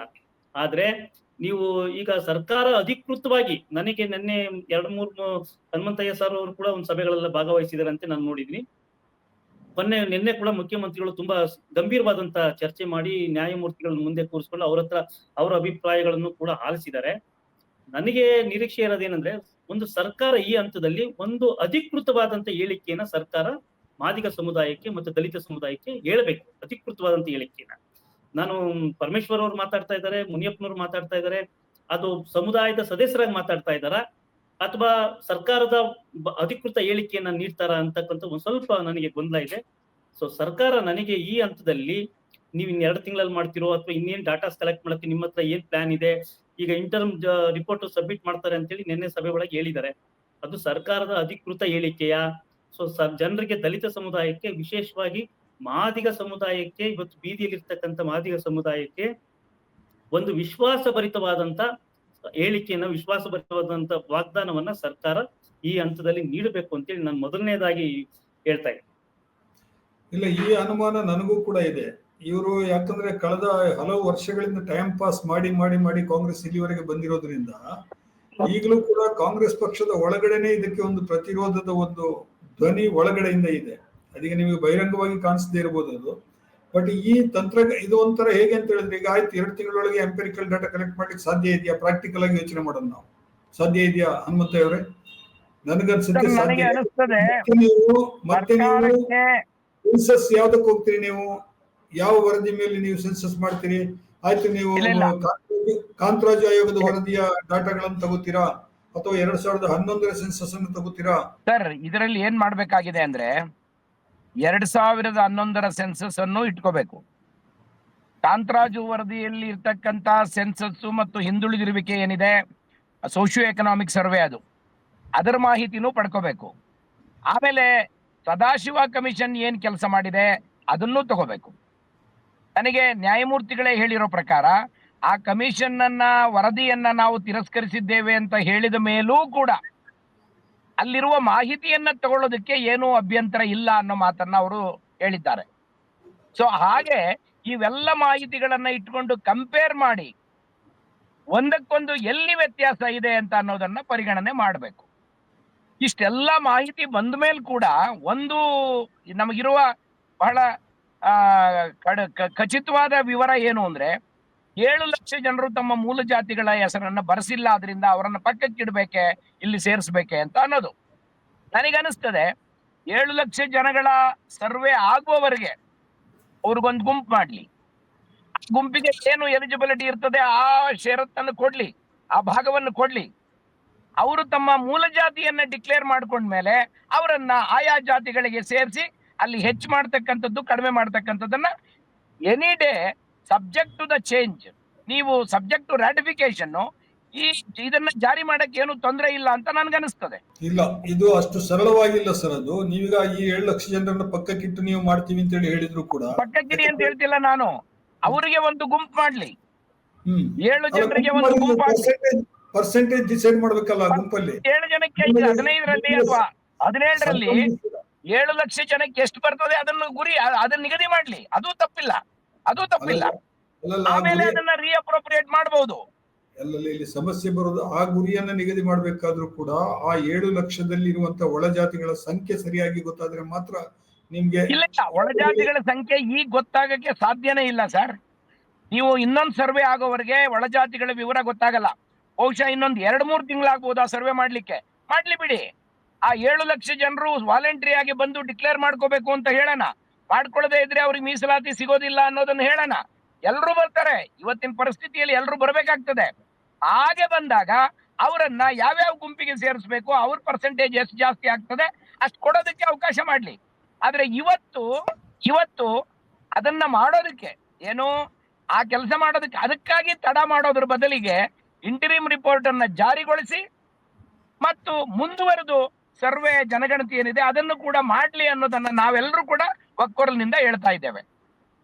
ಇದು ಪ್ರಾಕ್ಟಿಕಲ್ ಆಗಿ ಪ್ರಾಕ್ಟಿಕಲ್ ಆಗಿ 3-4 ತಿಂಗಳೊಳಗೆ ಈ ಕೆಲಸ ಆಗ್ತದೆ ಅಂತ ನಿಮ್ಗೆ ಅನಿಸ್ತದ ರವಿ? ಖಂಡಿತ ಮಾಡ್ಬೋದು ಸರ್. ನೀವು ಸೆನ್ಸಸ್ ಮಾಡ್ಬೇಕಾಗಿರೋದು ಇವತ್ತು ಬಹಳ ಮುಂದುವರೆದಿದೆ ಸೆನ್ಸಸ್ ಪದ್ಧತಿ. ನೀವು ಒಂದು ಮೊಬೈಲ್ ನಲ್ಲಿ ಒಂದು ನಂಬರ್ ಟಿಕ್ ಮಾಡಿದ್ರೆ ಅದು ನಿಮ್ಮ ಮೈನ್ ಸರ್ವರ್ ಬಂದು ಕನೆಕ್ಟ್ ಆಗುತ್ತೆ. ಅವತ್ ಸಂಜೆನೆ ಯಾರು ಯಾವ ಜಾತಿ ಅನ್ನೋದು ಗೊತ್ತಾಗ್ಬಿಡ್ತದೆ. ಅದರಿಂದ 1 ತಿಂಗಳಿನಲ್ಲಿ ನೀವು ಈ ಸೆನ್ಸಸ್ ಮಾಡಬಹುದು. ಬಿಕಾಸ್ 1 ಕೋಟಿ ಜನರದ್ದು ಮಾತ್ರ ಸೆನ್ಸಸ್ ಮಾಡ್ಬೇಕಾಗಿರೋದು. ಅದರಲ್ಲೂ ಒಂದು 10-20 ಲಕ್ಷ ಜನರದ್ದು ಮಾತ್ರ ಅಂಬಿಗುಟಿ ಇರೋದು ಬಿಟ್ರೆ ಎಲ್ಲರದ್ದು ಇಲ್ಲ. ಆದ್ರಿಂದ 1 ತಿಂಗಳಲ್ಲಿ ಖಂಡಿತ ಮಾಡಬಹುದು ಅಂತ ನನಗೆ ಅನಿಸ್ತದೆ. ಆಮೇಲೆ ನ್ಯಾಯಮೂರ್ತಿಗಳು ಕೂಡ ಇವತ್ತು ಶಿಕ್ಷಕರು ನಿಮಗೆ ದೊರೀತಾರೆ, ಸರ್ಕಾರಿ ಸಂಪನ್ಮೂಲ ಕೂಡ ಇದೆ, ಮಾನವ ಸಂಪನ್ಮೂಲ. ಅದರಿಂದ ಬಹಳ ದೊಡ್ಡ ತೊಂದರೆ ಆಗೋದಿಲ್ಲ ಸರ್. ಖಂಡಿತ ಮಾಡಬಹುದು. 1 ತಿಂಗಳಾಗ್ಲಿಲ್ವಾ 2 ತಿಂಗಳಲ್ಲಿ ಮಾಡ್ಲಿ. ಇಷ್ಟು ವರ್ಷ ಕಾದಿದ್ದೀವಿ, 2 ತಿಂಗಳಲ್ಲಿ ಏನಾಗ್ತದೆ, ನಿಖರವಾಗಿ ಆಗಿಬಿಡ್ಲಿ ಅಂತ ಹೇಳೋದು ನಾನು. ಈಗ ನೀವು ಕಾಂತರಾಜು ಆಯೋಗದ ವರದಿಯ ಬಗ್ಗೆ ಹೇಳಿದ್ರಿ, ಅದನ್ನು ಕೂಡ ನಾವು ತಗೋಬೇಕು ಅಂತ ಹೇಳ್ಬಿಟ್ಟು ಅಲ್ಲಿ ಜನಸಂಖ್ಯೆಯ ವಿವರಗಳು ಕೂಡ ಬಂದಿದೆ ಅಲ್ಲಿ. ಅಲ್ಲಿ ಬಂದಿರುವ ಜನಸಂಖ್ಯೆಯ ವಿವರಗಳ ಪ್ರಕಾರ ಈಗ ನಮಗೆ ಲೀಕ್ ಆಗಿರುವಂತಹ ಮಾಹಿತಿಯ ಪ್ರಕಾರ 1,08,00,000 ಪರಿಶಿಷ್ಟ ಜಾತಿ ಪರಿಶಿಷ್ಟ ಪಂಗಡದವರ ಜನಸಂಖ್ಯೆ ಇದೆ ಅನ್ನುವಂಥದ್ದು ಒಂದು ಮಾಹಿತಿ ಇದೆ ಅಲ್ವಾ? 1,10,00,000 8,00,000 ಇದೆ. ನೀವು ಅಲ್ಲಿ ಈ ಅಂಕಿಅಂಶಗಳನ್ನು ತಗೊಳ್ತೀರಿ ಅಂತ ಹೇಳಿ ಆದ್ರೆ ಅಲ್ಲೊಂದು ಟೆಕ್ನಿಕಲ್ ಕ್ವಶನ್ ಬರುತ್ತೆ. ಅಲ್ಲಿ ನೀವು ಕಾಂತರಾಜು ಆಯೋಗದ ವರದಿಯನ್ನ ಇನ್ನೂ ನೀವು ಪೂರ್ತಿಯಾಗಿ ಅಕ್ಸೆಪ್ಟ್ ಮಾಡಿಲ್ಲ. ನೀವು ಬರೇ ಆ ಪ್ಯಾಕೆಟ್ ಅನ್ನು ತಗೊಂಡಿದ್ದೀರಿ, ಪ್ಯಾಕೆಟ್ ಅನ್ನು ತಗೊಂಡು ಇಟ್ಕೊಂಡಿದ್ದೀರಿ. ಆ ವರದಿಯನ್ನು ನೀವು ಜಾರಿಗೆ ತರಬೇಕು ಅಂತ ಹೇಳಿ ಆದ್ರೆ ಅದ್ರ ಬಗ್ಗೆ ಸಂಪುಟದಲ್ಲಿ ಚರ್ಚೆ ನಡೀಬೇಕು, ಸದನದಲ್ಲಿ ಚರ್ಚೆ ನಡೀಬೇಕು, ಸಾರ್ವಜನಿಕ ಚರ್ಚೆ ನಡೀಬೇಕು ಅನ್ನುವಂತ ಮಾತುಗಳೆಲ್ಲ ಕೇಳಿ ಬರ್ತಾ ಇದೆ. ಹೌದು. ನಾನ್ ಹೇಳೋದು ಕಾಂತರಾಜು ವರದಿ ಆಯೋಗದಲ್ಲಿರುವ ಪರಿಶಿಷ್ಟ ಜಾತಿಗಳ ಜನಸಂಖ್ಯೆಯನ್ನ ನೀವು ತಗೊಂಡು ಉಳಿದ ವಿವರಗಳಿದೆಯಲ್ಲ 2011 ಸೆನ್ಸಸ್, ಸದಾಶಿವ ಕಮಿಷನ್ ನಲ್ಲಿರೋ ಸೆನ್ಸಸ್, ಈ ಸೆನ್ಸಸ್ಸಿನ ಜೊತೆಗೆ ತಾಳೆ ಹಾಕ್ಲಿ. ಸೊ ಕಂಪ್ಯಾರಿಟಿವ್ ಸ್ಟಡಿ ಮಾಡಿದಾಗ ಅದರಲ್ಲಿರೋದು ಬಹಳ ವ್ಯತ್ಯಾಸ ಇದೆಯಾ ಅಥವಾ ಸರಿಯಾಗಿದೆಯಾ ಅನ್ನೋದು ನಿಮ್ಗೆ ಗೊತ್ತಾಗ್ಬಿಡ್ತದೆ. ತುಂಬಾ ವ್ಯತ್ಯಾಸ ಇದೆ ಅನ್ಸಿದ್ರೆ ಅದನ್ನ ಪಕ್ಕಕ್ಕಿಡಿ, ಆಮೇಲೆ ಯೋಚನೆ ಮಾಡೋಣ. ಬಟ್ ಇದ್ರ ಜೊತೆಗಿದೆ ಈಗ ಒಟ್ಟು ಜನಸಂಖ್ಯೆಯ ಬೆಳವಣಿಗೆಯೇ ಬಹಳ ದೊಡ್ಡದೇನಾಗಿಲ್ಲ ಸರ್ ದೇಶದಲ್ಲಿ. ಎಲ್ಲ ಸಮುದಾಯಗಳು, ಪರಿಶಿಷ್ಟ ಜಾತಿಯವರ ಸಮುದಾಯಗಳು ಅದೇ ಪ್ರಮಾಣದಲ್ಲಿವೆ, ಬೆಳವಣಿಗೆ ಆಗಿರೋದು ಅದೇ ಪ್ರಮಾಣದಲ್ಲಿ, ಸೇಮ್ ಪರ್ಸೆಂಟೇಜು. ಸೊ ಹಾಗಿರುವಾಗ ನಿಮಗೆ ಬಹಳ ದೊಡ್ಡ ವ್ಯತ್ಯಾಸ ಬರೋದಕ್ಕೆ ಸಾಧ್ಯ ಇಲ್ಲ. ಆದ್ರಿಂದ ನೀವು ತಾಳೆ ನೋಡೋದಕ್ಕೆ ಅವನ್ನೆಲ್ಲ ಬಳಸಿ ಇವನ್ ನೋಡಿದ್ದೇವೆ, ಇದು ಇತರೆ ಜನಸಂಖ್ಯೆಗೆ ಅನುಗುಣವಾದ ಗಣತಿಯಲ್ಲಿ ಏನಿದೆ ಅದಕ್ಕೆ ಪೂರಕವಾಗಿದೆ ಅನ್ಸಿದ್ರೆ ನೀವು ಅದನ್ನ ಪರಿಗಣನೆ ಮಾಡಿ. ಪೂರಕವಾಗಿಲ್ಲ ಅಂದ್ರೆ ಬಿಟ್ಬಿಡಿ, ತಪ್ಪೇನಿಲ್ಲ. ಆಮೇಲೆ ಹೊಸ ಸೆನ್ಸಸ್ ಮಾಡೋದು ಇದ್ದೇ ಇದೆ, ಅದಾಗ್ಲಿ ಅಂತ ಹೇಳೋದು ನಾನು. ಒನ್ಸ್ ಫಾರ್ ಆಲ್ ಈ ಆದಿ ಕರ್ನಾಟಕ, ಆದಿ ದ್ರಾವಿಡ, ಆದಿ ಆಂಧ್ರ ಇವು ಬಗೆಹರಿಲಿ ಅನ್ನೋದು ನನ್ನ ಆಸೆ. ಎಸ್ ಟೆಲೆಕ್ಸ್ ರವಿ, ಏನ್ ಹೇಳ್ತೀರಿ ಸರ್? ನಮ್ಮ ಮುಂದೆ ಇರ್ತಕ್ಕಂಥ ಪ್ರಶ್ನೆ ಏನಂದ್ರೆ, ಒಟ್ಟಾರೆ ಸುಪ್ರೀಂ ಕೋರ್ಟ್ ತೀರ್ಪಿನ ಅನ್ವಯ ಮೀಸಲಾತಿ ಅನುಷ್ಠಾನಗೊಳ್ಬೇಕು, ಒಳ ಮೀಸಲಾತಿ ಅನುಷ್ಠಾನಗೊಳ್ಬೇಕಾಗಿರ್ತಕ್ಕಂಥ ಒಂದೇ ಒಂದು ಸರ್ಕಾರ ತನ್ನ ಇಚ್ಛಾಶಕ್ತಿಯನ್ನ ಪ್ರದರ್ಶನ ಮಾಡಿದ್ರೆ ಏನ್ ಬೇಕಾದ್ರೂ ಮಾಡ್ಬೋದು ದಿನ ಬೆಳಗಾಗೋದ್ರೊಳಗೆ ಅನ್ನೋದಕ್ಕೆ ನಮ್ಗೆ ಲೈವ್ ಎಕ್ಸಾಂಪಲ್ ಏನಂದ್ರೆ, ನೀವು 10% ಅಪ್ಪರ್ ಕಾಸ್ಟ್ ನಲ್ಲಿ 10% ಇರ್ತಕ್ಕಂಥವ್ರಿಗೆ 10% ರಿಸರ್ವೇಶನ್ಸ್ ಅನ್ನ ನೀವು 48 ಗಂಟೆ ಒಳಗೆ ಕೇಂದ್ರ ಸರ್ಕಾರ, ಬಿಜೆಪಿ ನೇತೃತ್ವದ NDA ಸರ್ಕಾರ ಜಾರಿಗೊಳಿಸ್ಬಿಟ್ಟು. ಎಲ್ಲಿತ್ತು ಎಂಪೆರಿಕಲ್ ಡಾಟಾ? ನೀವು 10% ರಿಸರ್ವೇಶನ್ ಈ ದೇಶದಲ್ಲಿ ಮೇಲ್ಜಾತಿಯವರ ಬಡವರಿಗೆ ಲೆಕ್ಕಾಚಾರದಲ್ಲಿ ಕೊಟ್ರಲ್ಲ, ಎಲ್ಲಿತ್ತು ಎಂಪೆರಿಕಲ್ ಡಾಟಾ? ಯಾವ ಸುಪ್ರೀಂ ಕೋರ್ಟ್ ನಲ್ಲಿ ಆರ್ಗ್ಯುಮೆಂಟ್ ಆಗಿತ್ತು? ಎಲ್ಲಿ ಪಾರ್ಲಿಮೆಂಟ್ ಅಲ್ಲಿ ಡೆಬಿಟ್ ಆಗಿತ್ತು? ಇಲ್ಲಿ ಯಾವ ಆಧಾರದ ಮೇಲೆ ನೀವು ಮಾಡಿದ್ರಿ? ಬಟ್ ಇಲ್ಲಿ ಪ್ರಶ್ನೆ ಏನಂದ್ರೆ, ಆ ಸರ್ಕಾರಕ್ಕೆ, ಆ ಸರ್ಕಾರವನ್ನ ನಡೆಸ್ತಕ್ಕಂಥ ಒಂದು ಪಕ್ಷಕ್ಕೆ ಸೈದ್ಧಾಂತಿಕವಾದಂತ ಇಚ್ಛಾಶಕ್ತಿ ಇತ್ತು, ಆ ಕಮಿಟ್ಮೆಂಟ್ ಇತ್ತು, ಅದನ್ನ ಅನುಷ್ಠಾನಗೊಳಿಸಿದ್ರು. ಇವತ್ತಿನ ಆಧುನಿಕ ಸಂವಹನ ಸಾಧನವಾಗಿರ್ತಕ್ಕಂಥ ಜಗತ್ತಿನಲ್ಲಿ ಹನುಮಂತಯ್ಯ ಸರ್ ಹೇಳ್ದಂಗೆ ನಮ್ಗೆ 2 ದಿನದಲ್ಲಿ ಎಂಪೆರಿಕಲ್ ಡಾಟಾವನ್ನ ಸಾಧ್ಯವಾದಷ್ಟು ಮಟ್ಟಿಗೆ 90% ಕಲೆಕ್ಟ್ ಮಾಡ್ತಕ್ಕಂಥ ಸಾಧನಗಳು ನಮ್ಮ ಹತ್ರ, ಮೀಡಿಯಾ ಇದೆ ನಮ್ಮ ಹತ್ರ. ನೀವು ಇವತ್ತು ಒಬ್ಬ ಹೈಕೋರ್ಟ್ ನಲ್ಲಿ ಹೆಣ್ಮಗಳ ಅತ್ಯಾಚಾರದ ಬಗ್ಗೆ ಒಬ್ಬ ಜಡ್ಜ್ಮೆಂಟ್ ಕೊಟ್ರಲ್ಲ ಜಡ್ಜು, ಅದ್ರ ಬಗ್ಗೆ ಪಬ್ಲಿಕ್ ಒಪಿನಿಯನ್ ಪೋಲ್ ಆಗ್ತಾ ಇದೆ. ಒಂದು ಒಪಿನಿಯನ್ ಪೋಲ್ ಮಾಡ್ತಾ ಇದ್ದಾರೆ. ಅದು ನೋಡಿದ್ರೆ ಈ ಇಡೀ ದೇಶಾದ್ಯಂತ 24 ಗಂಟೆ ಒಳಗೆ 90% ಒಪಿನಿಯನ್ ಎಗನೆಸ್ಟ್ ಆಗಿ ಬಂದಿದೆ ಆ ತೀರ್ಪಿನ ಬಗ್ಗೆ, ಅಭಿಪ್ರಾಯಗಳು ದಾಖಲಾಗಿದೆ. ಸೊ ಇಂಥ ಮೆಥಡ್ ಅನ್ನ ನಾವು ಅಳವಡಿಸ್ಕೊಂಡ್ರೆ ಆಗುತ್ತೆ. ರಾಜ್ಯ ಸರ್ಕಾರಕ್ಕೆ ನಾನು ಹೇಳ್ತಿರೋದು, ಒಂದು ಇಚ್ಛಾಶಕ್ತಿಯನ್ನ ಈ ಪ್ರಕರಣದಲ್ಲಿ ಪ್ರದರ್ಶನ ಮಾಡಬೇಕು. ನಮ್ಮ ಹೋರಾಟಗಾರರು ಹೇಳ್ತಿರೋದು ಅಥವಾ ನಾವೆಲ್ಲ ನೋಡ್ತಾ ಇರೋದು ಏನಂದ್ರೆ, ಸರ್ಕಾರ ಅನಗತ್ಯವಾಗಿ ಸುಮ್ಮನೆ ಸಭೆ ಮಾಡ್ತಾ ಇದೆ. ಏನು ಸಮಸ್ಯೆ ಇದೆ ಅಂದ್ರೆ, ಸರ್ಕಾರದ ಒಳಗೆ ಯಾವುದಾದರೂ ಶಕ್ತಿ ಸಿದ್ದರಾಮಯ್ಯನವ್ರನ್ನ ಅಥವಾ ಸರ್ಕಾರವನ್ನ ನಿಯಂತ್ರಿಸ್ತಿದೆಯಾ? ಆ ಇಂಟರ್ನಲ್ ರಿಸರ್ವೇಶನ್ಸ್ ಬಗ್ಗೆ ಮೊದಲಿಂದನೂ ಇರ್ತಕ್ಕಂಥ ಅಪಸ್ವರ ಇರ್ತಿರ್ತಕ್ಕಂಥ ವ್ಯಕ್ತಿಗಳು, ಶಕ್ತಿಗಳು ಇದನ್ನೇನಾದ್ರೂ ಮಾಡಿ ತಡೆ ಹಿಡಿಬೇಕು, ಯಾವ್ದಾದ್ರು ರೂಪದಲ್ಲಿ ಅದನ್ನ ಬೋರ್ಡನ್ನಿಗೆ ಹಾಕ್ಬೇಕು ಅಂತಕ್ಕಂಥ ಪ್ರಯತ್ನ ನಡೀತಿದೆ ಅಂತ ಅನುಮಾನಗಳು ವ್ಯಕ್ತ ಆಗ್ತಿದೆ. ಅದು ಸಾರ್ವಜನಿಕವಾಗೂ ಕೇಳಿ ಬರ್ತಾ ಇದೆ. ಇಲ್ಲ, ಅದು ನಿಜ. ಈಗ ಬಿಜೆಪಿಯವರು ಮತ್ತು ಸಂಘ ಪರಿವಾರದ ಅಂಗ ಸಂಸ್ಥೆಗಳು ಈ ಹೋರಾಟದ ಮುಂಚೂಣಿನಲ್ಲಿ, ಅಂದ್ರೆ ಬೇರೆ ಬೇರೆ ವೇದಿಕೆಗಳಲ್ಲಿ ಇದನ್ನ ಹೆಚ್ಚು ಮಾತಾಡಿ ಹೆಚ್ಚು ಫೋಕಸ್ ಮಾಡ್ತಾ ಇರೋದ್ರಿಂದ ಸ್ವಲ್ಪ ಕಾಂಗ್ರೆಸ್ ಅಲರ್ಟ್ ಆಗಿದೆ ಅಂತ ಹೇಳಿ ನನಗನ್ನಿಸ್ತಾ ಇದೆ. ಆದ್ರೂ ಕೂಡ ಕಾಂಗ್ರೆಸ್ ಪಕ್ಷದ ಒಳಗಡೆನೆ ಒಂದು ಯಾಕಂತ ಹೇಳಿದ್ರೆ ಆಂತರಿಕ ಮಾತುಕತೆಗಳಲ್ಲಿ ಏನ್ ಚರ್ಚೆ ಆಗ್ತದೆ ಅನ್ನೋದು ನಮ್ಗೆ ಗೊತ್ತಿದೆ ಕಾಂಗ್ರೆಸ್ ನಾಯಕರ ಮಧ್ಯೆ. ಅದು ಹಿಂದೆನೂ ಕೂಡ ಹೀಗೆ ಆಗಿತ್ತು. ಅದು ಇದ್ರ ಹಿಂದೆನೂ ಕೂಡ ಈಗ ಹನುಮಂತಪ್ಪ ಸಮಿತಿ ಯಾವಾಗ ಸರ್ ನೇಮಕ ಮಾಡಿದ್ದು? ಇದೇ ಕಾಂಗ್ರೆಸ್ ಸರ್ಕಾರ ಅಲ್ವಾ? ಅವಾಗ ಖರ್ಗೆ ಅವರೇ ಬಹಳ ಪ್ರಭಾವಶಾಲಿ ಪೋಸ್ಟ್ ನಲ್ಲಿ ಇದ್ರು ಅವಾಗ. ನಂಬರ್ 2 ಹೌದು ಅಲ್ವಾ? ಖರ್ಗೆ ಅವರು ಹೌದು ಗೃಹ ಹೌದು ಹೌದು ಸಚಿವರಾಗಿದ್ರು. ಆ ಹನುಮಂತಪ್ಪ ಸಮಿತಿಗೆ ಒಂದು ಕಚೇರಿ ಕೊಡೋದಕ್ಕೆ ಸುಮಾರು 8 ತಿಂಗಳು ಹಿಡಿಯಿತು.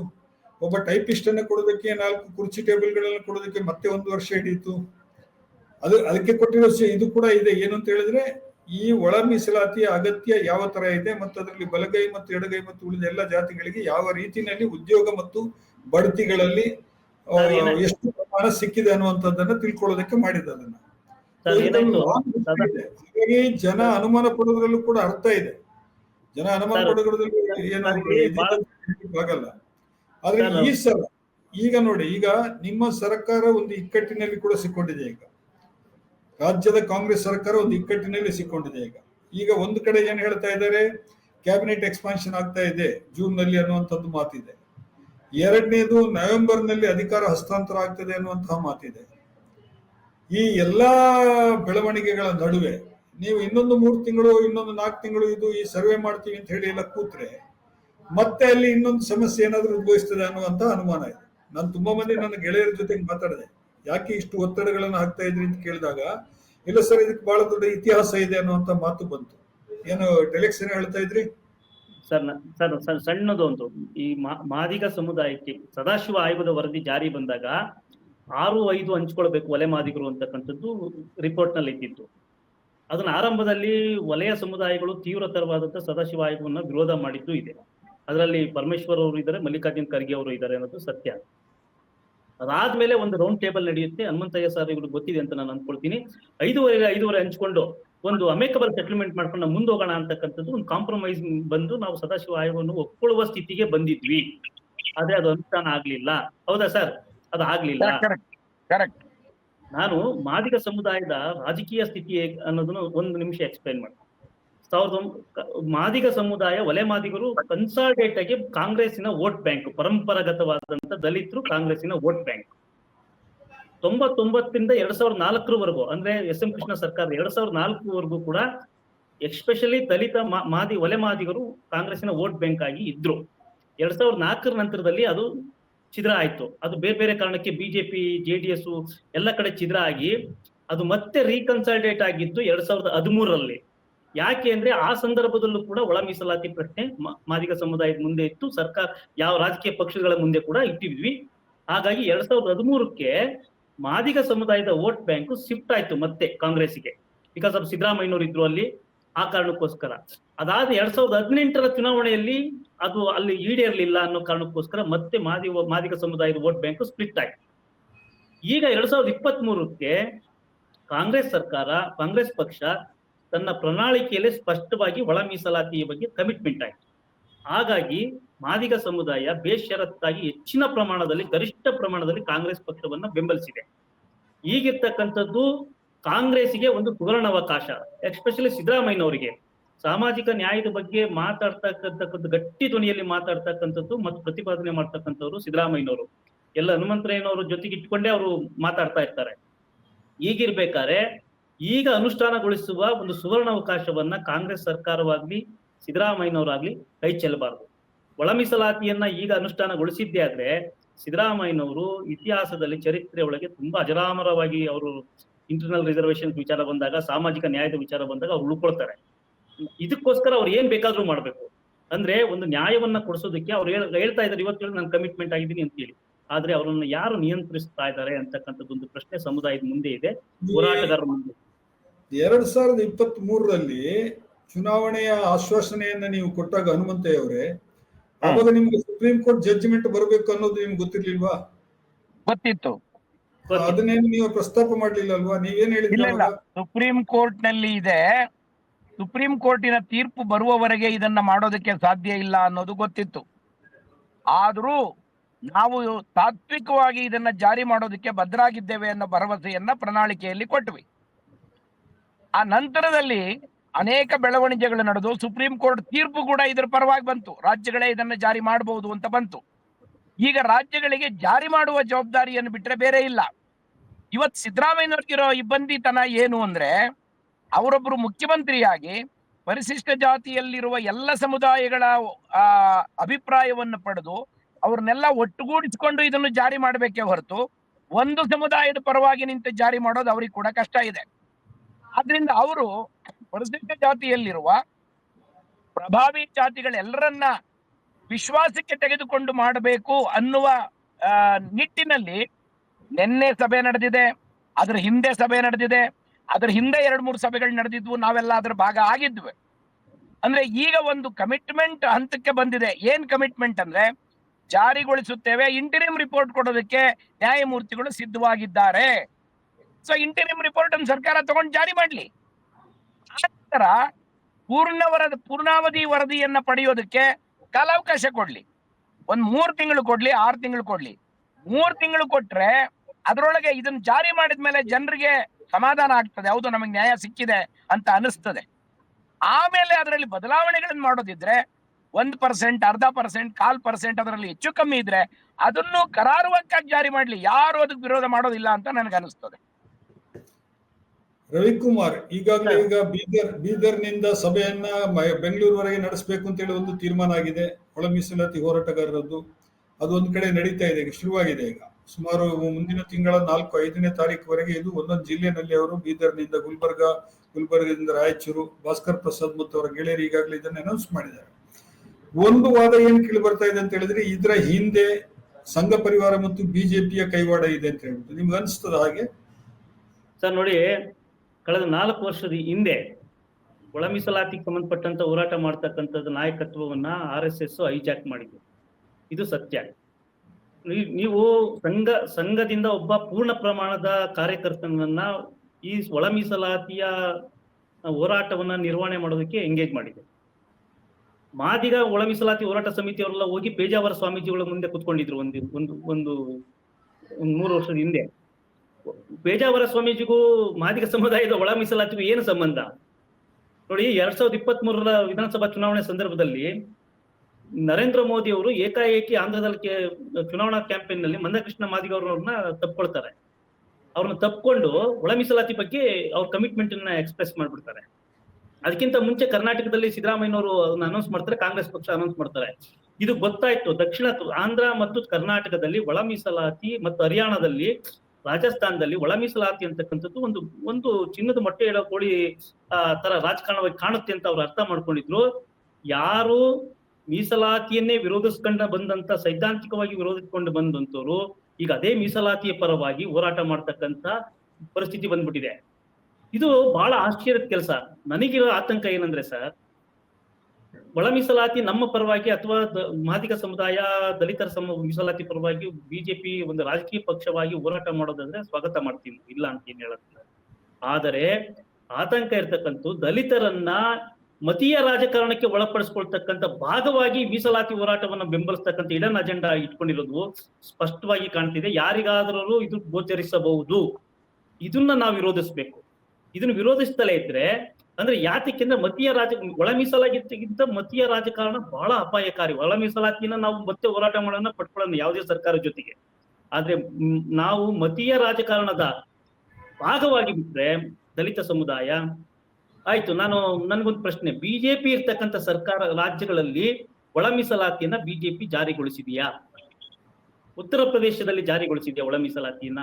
ಉತ್ತರ ಪ್ರದೇಶದಲ್ಲಿ ಇರ್ತಕ್ಕಂಥ ಕ್ಲಾಸ್ ಈಕ್ವೇಷನ್ಸ್ ನೋಡಿದ್ರೆ ಗೊತ್ತಾಗುತ್ತೆ. ಅಲ್ಲಿ ಬಂಗಿಗಳು ವಾಲ್ಮೀಕಿ ಬಂಗಿಗಳು ಆ ಸಮುದಾಯದ ವ್ಯತ್ಯಾಸಗಳಿದಾವಲ್ಲ, ಅದನ್ನು ಪರಿಹರಿಸಿದಾರ?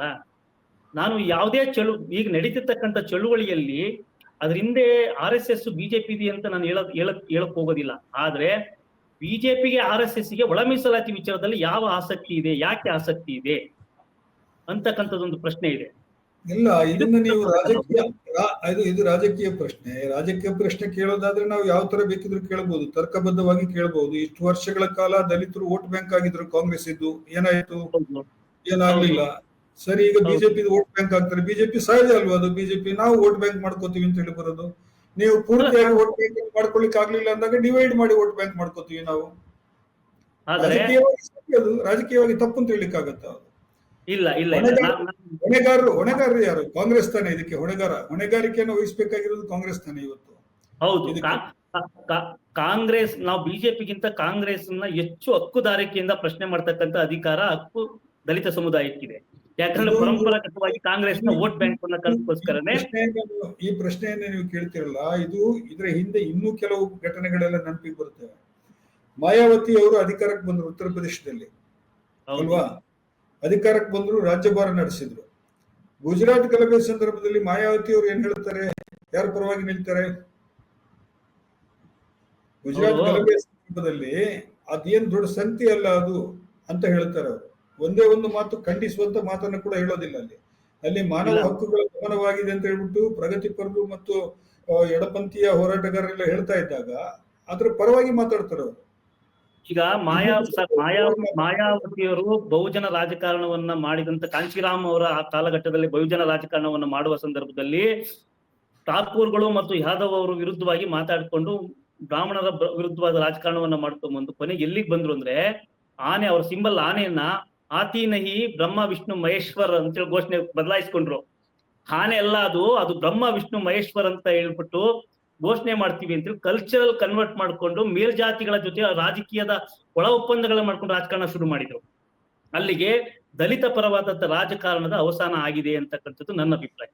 ಈಗ ದಲಿತರಿಗೆ ಒಂದು ದೊಡ್ಡ ಐಕಾನ್ ಆಗಿದ್ದು BSP, ಒಂದು ಇಂಡಿಪೆಂಡೆಂಟ್ ಸ್ವಾಭಿಮಾನಿ, ಅಂಬೇಡ್ಕರ್ ಅವರು ಮತ್ತು ಕಾಂಶಿರಾಮ್ ಅವರು ಕಟ್ಟಿಕೊಟ್ಟಂತ ಸ್ವಾಭಿಮಾನಿ ರಾಜಕಾರಣವನ್ನ ಮುನ್ನಡೆಸಬೇಕಾಗಿತ್ತು ಮಾಯಾವತಿ ಅವರು ಅಂತಕ್ಕಂಥ ಭರವಸೆ ಇಡೀ ದೇಶದ ದಲಿತರು ನಿರೀಕ್ಷೆ ಮಾಡಿದ್ವಿ ಬಹುಜನರು.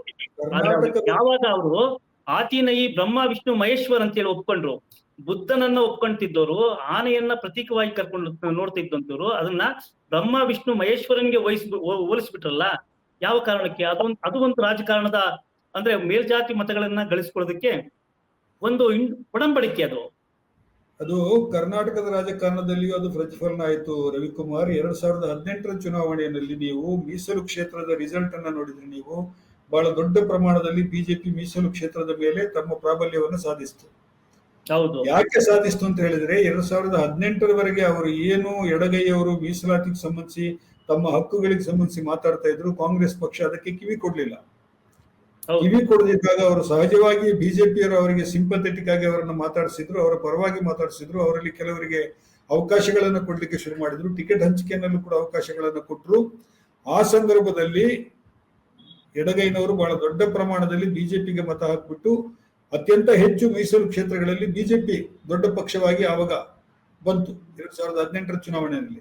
ಗೊತ್ತಿದೆಲ್ಲ ನಿಮ್ಗೆ. ಅದಕ್ಕೆ ನಾನು ಹೇಳ್ತಾ ಇರೋದು, ಕಾಂಗ್ರೆಸ್ ಈಗ ಮತ್ತೆ ನಾವು ಇಂಪಿರಿಕಲ್ ಡಾಟಾ ಕಲೆಕ್ಟ್ ಮಾಡ್ತೀವಿ, ಮತ್ತೆ ಇನ್ನೊಂದು ಇಂಟರಿಮ್ ರಿಪೋರ್ಟ್ ತಗೋತೀವಿ, ಆಮೇಲೆ ಇನ್ನೊಂದು ರಿಪೋರ್ಟ್ ಬರ್ತದೆ ಅಂತ ಹೇಳಿದಾಗ ಅನುಮಾನ ಸಹಜವಾಗಿ ಉಳಿತದಲ್ಲ.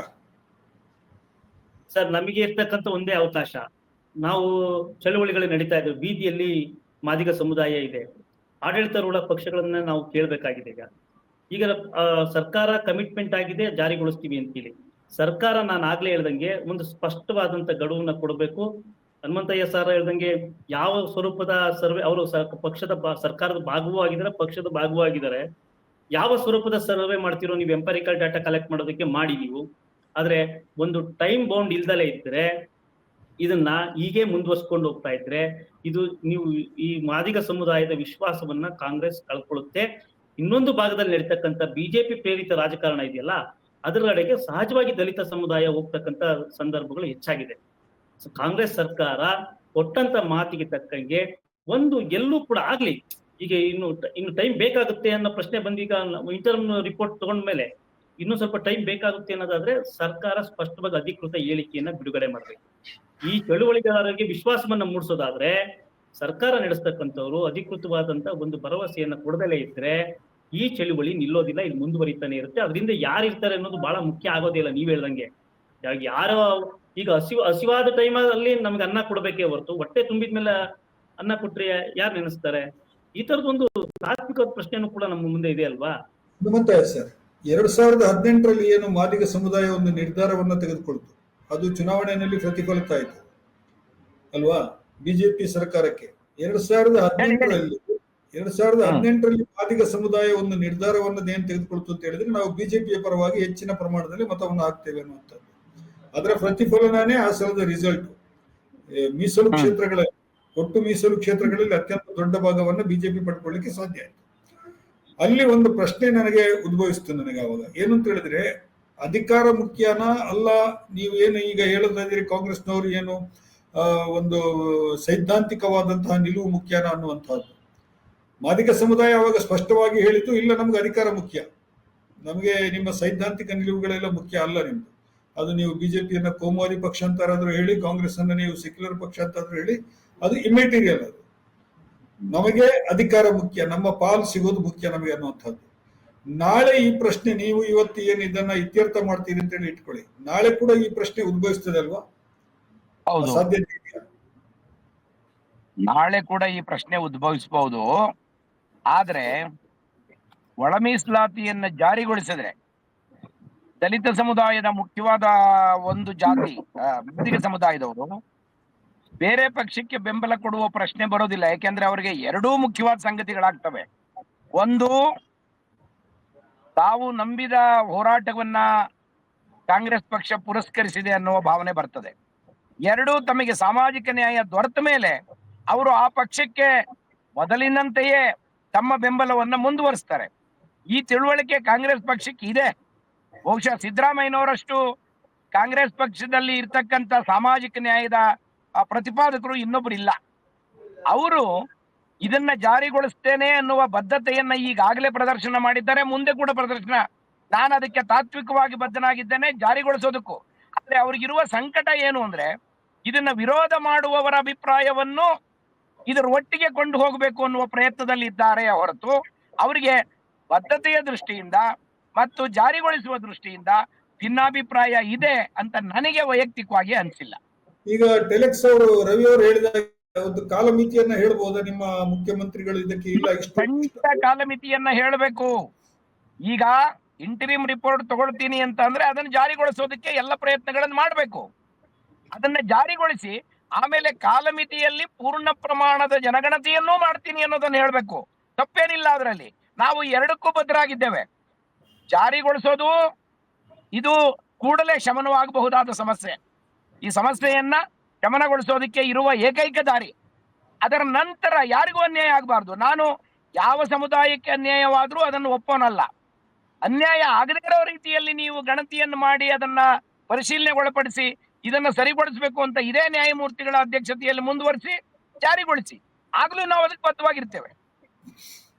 ನನಗನಿಸ್ತದೆ ಇದು ಅನ್ಯಾಯದ ಪ್ರಶ್ನೆ ನಮ್ಮ ರಾಜಕಾರಣಿಗಳ ತಲೆ ತಿನ್ನೋದಲ್ಲ. ನಾಳೆ ಇದನ್ನು ಜಾರಿಗೊಳಿಸಿದ್ರೆ ನಮ್ಮ ಪಕ್ಷಕ್ಕೆ, ಕಾಂಗ್ರೆಸ್ ಪಕ್ಷಕ್ಕೆ, ಮತ್ತೆ ಬೋವಿ ಸಮುದಾಯದವರದು, ಲಂಬಾಣಿ ಸಮುದಾಯದವರದು, ಮತ್ತೆ ಈಗಾಗಲೇ ಇದರಿಂದ ಹೆಚ್ಚು ಬೆನಿಫಿಟ್ ಪಡೆದಿರುವಂತ ಯಾವ ಸಮುದಾಯಗಳೆಲ್ಲ ಇದೆ ಅವರ ಮತಗಳು ತಪ್ಪಿ ಹೋಗ್ಬೋದು ಅನ್ನುವಂತ ಒಂದು ಭಯ ಕೂಡ ಕಾಡ್ತಾ ಇದೆ ಅಂತ ಅಭಿಪ್ರಾಯವನ್ನ ಏನಾದ್ರೂ ಈ ಸಂದರ್ಭದಲ್ಲಿ ತಳೆದರೆ, ಅನೀಫ್ ಅವರೇ, ನೀವು ದೊಡ್ಡ ಸಮುದಾಯಕ್ಕೆ ಅನ್ಯಾಯಕ್ಕೊಳಗಾದ ಸಮುದಾಯದ ಬೆಂಬಲವನ್ನ ಕಳೆದುಕೊಳ್ಬೇಕಾಗ್ತದೆ. ಅದು ಯೋಚನೆ ಮಾಡ್ಬೇಕಲ್ವೇ? ಅದು ಯೋಚನೆ ಮಾಡ್ಬೇಕು. ಆ ದೃಷ್ಟಿಯಿಂದ ಸಿದ್ದರಾಮಯ್ಯನವರು ನಮ್ಮ ಮುಂದೆನೆ ಕೇಳಿದ್ರು, ವಿರೋಧ ಮಾಡಿದವರನ್ನ ನಾನಿದ್ದ ಸಭೆಯಲ್ಲೇ ಕೇಳಿದ್ರು, ಅಲ್ಲಪ್ಪ ನಿಮ್ಮ ಜಾತಿಗೆ ಅನುಗುಣವಾಗಿ ನಿನಗೆ ಭಾಗ ಸಿಗ್ತದೆ, ನೀನ್ ಯಾಕೆ ಇದಕ್ಕೆ ವಿರೋಧ ಮಾಡ್ಬೇಕು ಅಂತ ಕೇಳಿದ್ರು. ಅವ್ರ ಹತ್ರ ಉತ್ತರ ಇರ್ಲಿಲ್ಲ. ಆ ಮಾತನ್ನ ಮುಖ್ಯಮಂತ್ರಿಗಳು ಕೇಳಿದಾಗ ಉತ್ತರ ಇರ್ಲಿಲ್ಲ. ಬಟ್ ಈಗ ಎಲ್ಲರೂ ಒಂದು ಮನಸ್ಥಿತಿಗೆ ಬಂದಿದ್ದಾರೆ. ಏನು, ಸುಪ್ರೀಂ ಕೋರ್ಟಿನ ತೀರ್ಪು ಬಂದಿದೆ, ನಾವು ಇದನ್ನ ವಿರೋಧ ಮಾಡೋದಕ್ಕೆ ಸಾಧ್ಯ ಇಲ್ಲ, ನಮ್ಮ ಪಾಲು ಏನಿದೆ ಅದು ಅನ್ಯಾಯವಾಗದಂತೆ ಪಡೆಯಬೇಕು ಅನ್ನೋ ಅಭಿಪ್ರಾಯ ಎಲ್ರಿಗೂ ಬಂದಿದೆ. ಆದ್ರಿಂದ ಇದನ್ನು ಜಾರಿಗೊಳಿಸೋದು ಸರ್ಕಾರದ ಮುಂದುವರಿಕೆ ಮತ್ತು ನ್ಯಾಯಬದ್ಧವಾದ ದೃಷ್ಟಿಯಿಂದ ಅತ್ಯಂತ ಅಗತ್ಯವಾದದ್ದು. ಇದನ್ನ ನಿಲ್ಲಿಸೋದ್ರಲ್ಲಿ ಯಾವುದೇ ಪಕ್ಷದ ಬುದ್ಧಿವಂತಿಕೆ ಇದೆ ಅಂತ ಹೇಳಿ ನನಗೆ ಅನ್ಸೋದಿಲ್ಲ. ಓಕೆ, ಅಫ್ಕೋರ್ಸ್ ಇದು ಸಾಂವಿಧಾನಿಕ ಮತ್ತು ನಾವು ಏನು ಹೇಳ್ತಾ ಇದ್ದೀವಿ, ನಾವು ಒಂದು ಸೈದ್ಧಾಂತಿಕವಾದಂತಹ ವಿಷಯಗಳಿಗೆ ಸಂಬಂಧಿಸಿದ, ಕಾನೂನಿಗೆ ಸಂಬಂಧಿಸಿದಂತ ಅಂಶಗಳು. ನಾನೊಂದು ಪ್ರಶ್ನೆಯನ್ನು ನಿಮ್ಗೆ ಇಬ್ಬರಿಗೂ ಕೇಳಲಿಕ್ಕೆ ಬಯಸ್ತೇನೆ. ಈ ಬದಲಾವಣೆ ಆಯ್ತು ಅಂತ ಇಟ್ಕೊಳ್ಳಿ, ಆಯ್ತು, ಉದ್ಯೋಗದಲ್ಲಿ ಮತ್ತು ಬಡ್ತಿನಲ್ಲಿ ಮತ್ತು ಶಿಕ್ಷಣದಲ್ಲೆಲ್ಲ ಸರಿಯಾದ ಸಮಪಾಲು ಯಾವ್ಯಾವ ಸಮುದಾಯಕ್ಕೆ ದಲಿತರ ಒಳಗಡೆ ಎಷ್ಟು ಸಿಗಬೇಕಾಗಿತ್ತು ಅದು ಸಿಗುತ್ತೆ ಅಂತ ಹೇಳಿ ಇಟ್ಕೊಳ್ಳಿ. ಈಗ ಮಾದಿಗರು ಮತ್ತು ಹೊಲೆಯ ಸಮುದಾಯದ ನಡುವೆ ಮದುವೆ ಸಂಬಂಧಗಳೆಲ್ಲ ಅನುಚೂನವಾಗಿ ನಡೀತಾ ಇದೆಯಾ? ಬಹಳ ಚೆನ್ನಾಗಿ ನಡೀತಾ ಇದೆಯಾ? ಅಲ್ಲೂ ಕೂಡ ಇವತ್ತು ಶ್ರೇಣೀಕೃತ ವ್ಯವಸ್ಥೆ ಇದೆಯಲ್ಲ, ಅದೇನಾದ್ರೂ ಅನೀಫ್ ಅವ್ರೆ, ಬಹುಶಃ ನಿಮಗೆ ಗೊತ್ತಿಲ್ಲ, ಅಪರೂಪಕ್ಕೆ ಅಲ್ಲೊಂದಿಲ್ಲೊಂದು ಪ್ರಕರಣಗಳು ಬಿಟ್ರೆ ಅವ್ರ ನಡುವೆ ಮದುವೆ, ಅವರು ಒಟ್ಟಿಗೆ ಒಂದೇ ಬಾವಿಲಿ ನೀರು ತರೋದು, ಒಂದೇ ಕೆರೆಯಲ್ಲಿ ಊಟ ಮಾಡೋದು, ಒಂದೇ ಜೊತೆಲಿ ಸಾಭೋಜನ, ಈ ಪದ್ಧತಿಗಳು ಇಲ್ಲ. ಇವೆರಡು ಬೇರೆ ಬೇರೆ ಜಾತಿಗಳು. ಬಹಳ ಜನರಿಗೆ ಏನಾಗಿದೆ, ಅಸ್ಪೃಶ್ಯತೆ ಇವರಿಬ್ಬರ ಕಾಮನ್ ಪಾಯಿಂಟ್. ಇವರಿಬ್ಬರಿಗೂ ಇರುವ ಶಾಪ ಅಸ್ಪೃಶ್ಯತೆ. ಅದನ್ನು ಹೊರತುಪಡಿಸಿದ್ರೆ ಅವೆರಡೂ ಪ್ರತ್ಯೇಕ ಜಾತಿಗಳು. ಇವರ ಕಸುಬುಗಳೇ ಬೇರೆ, ಅವರು ಮಾಡುವ ವೃತ್ತಿಗಳೇ ಬೇರೆ. ಆದ್ರಿಂದ ಅನೇಕ ಸಂದರ್ಭದಲ್ಲಿ ಹೊರಗಡೆ ಇರ್ತಕ್ಕಂಥವ್ರು ಯೋಚನೆ ಮಾಡೋದೇನು, ಕೊಲೆಮಾದಿಗರು ಅಂತ ಬಳಸ್ತಾರೆ. ಅಂದ್ರೆ ಅವರಿಬ್ರು ಒಂದೇ ಅನ್ನೋ ಅರ್ಥದಲ್ಲಿ ಬಳಸ್ತಾರೆ. ಆದ್ರೆ ಒಂದೇ ಅಲ್ಲ ಅನ್ನೋದನ್ನು ಕೂಡ. ಆದ್ರೆ ರಾಜಕೀಯ ಕಾರಣಕ್ಕೆ ಅವರಿಬ್ರು ಒಂದೇ ವೇದಿಕೆಗೆ ಬಂದ್ರೆ ಅದೇನು ಆಶ್ಚರ್ಯ ಪಡಬಹುದಾದ ಸಂಗತಿ ಅಲ್ಲ.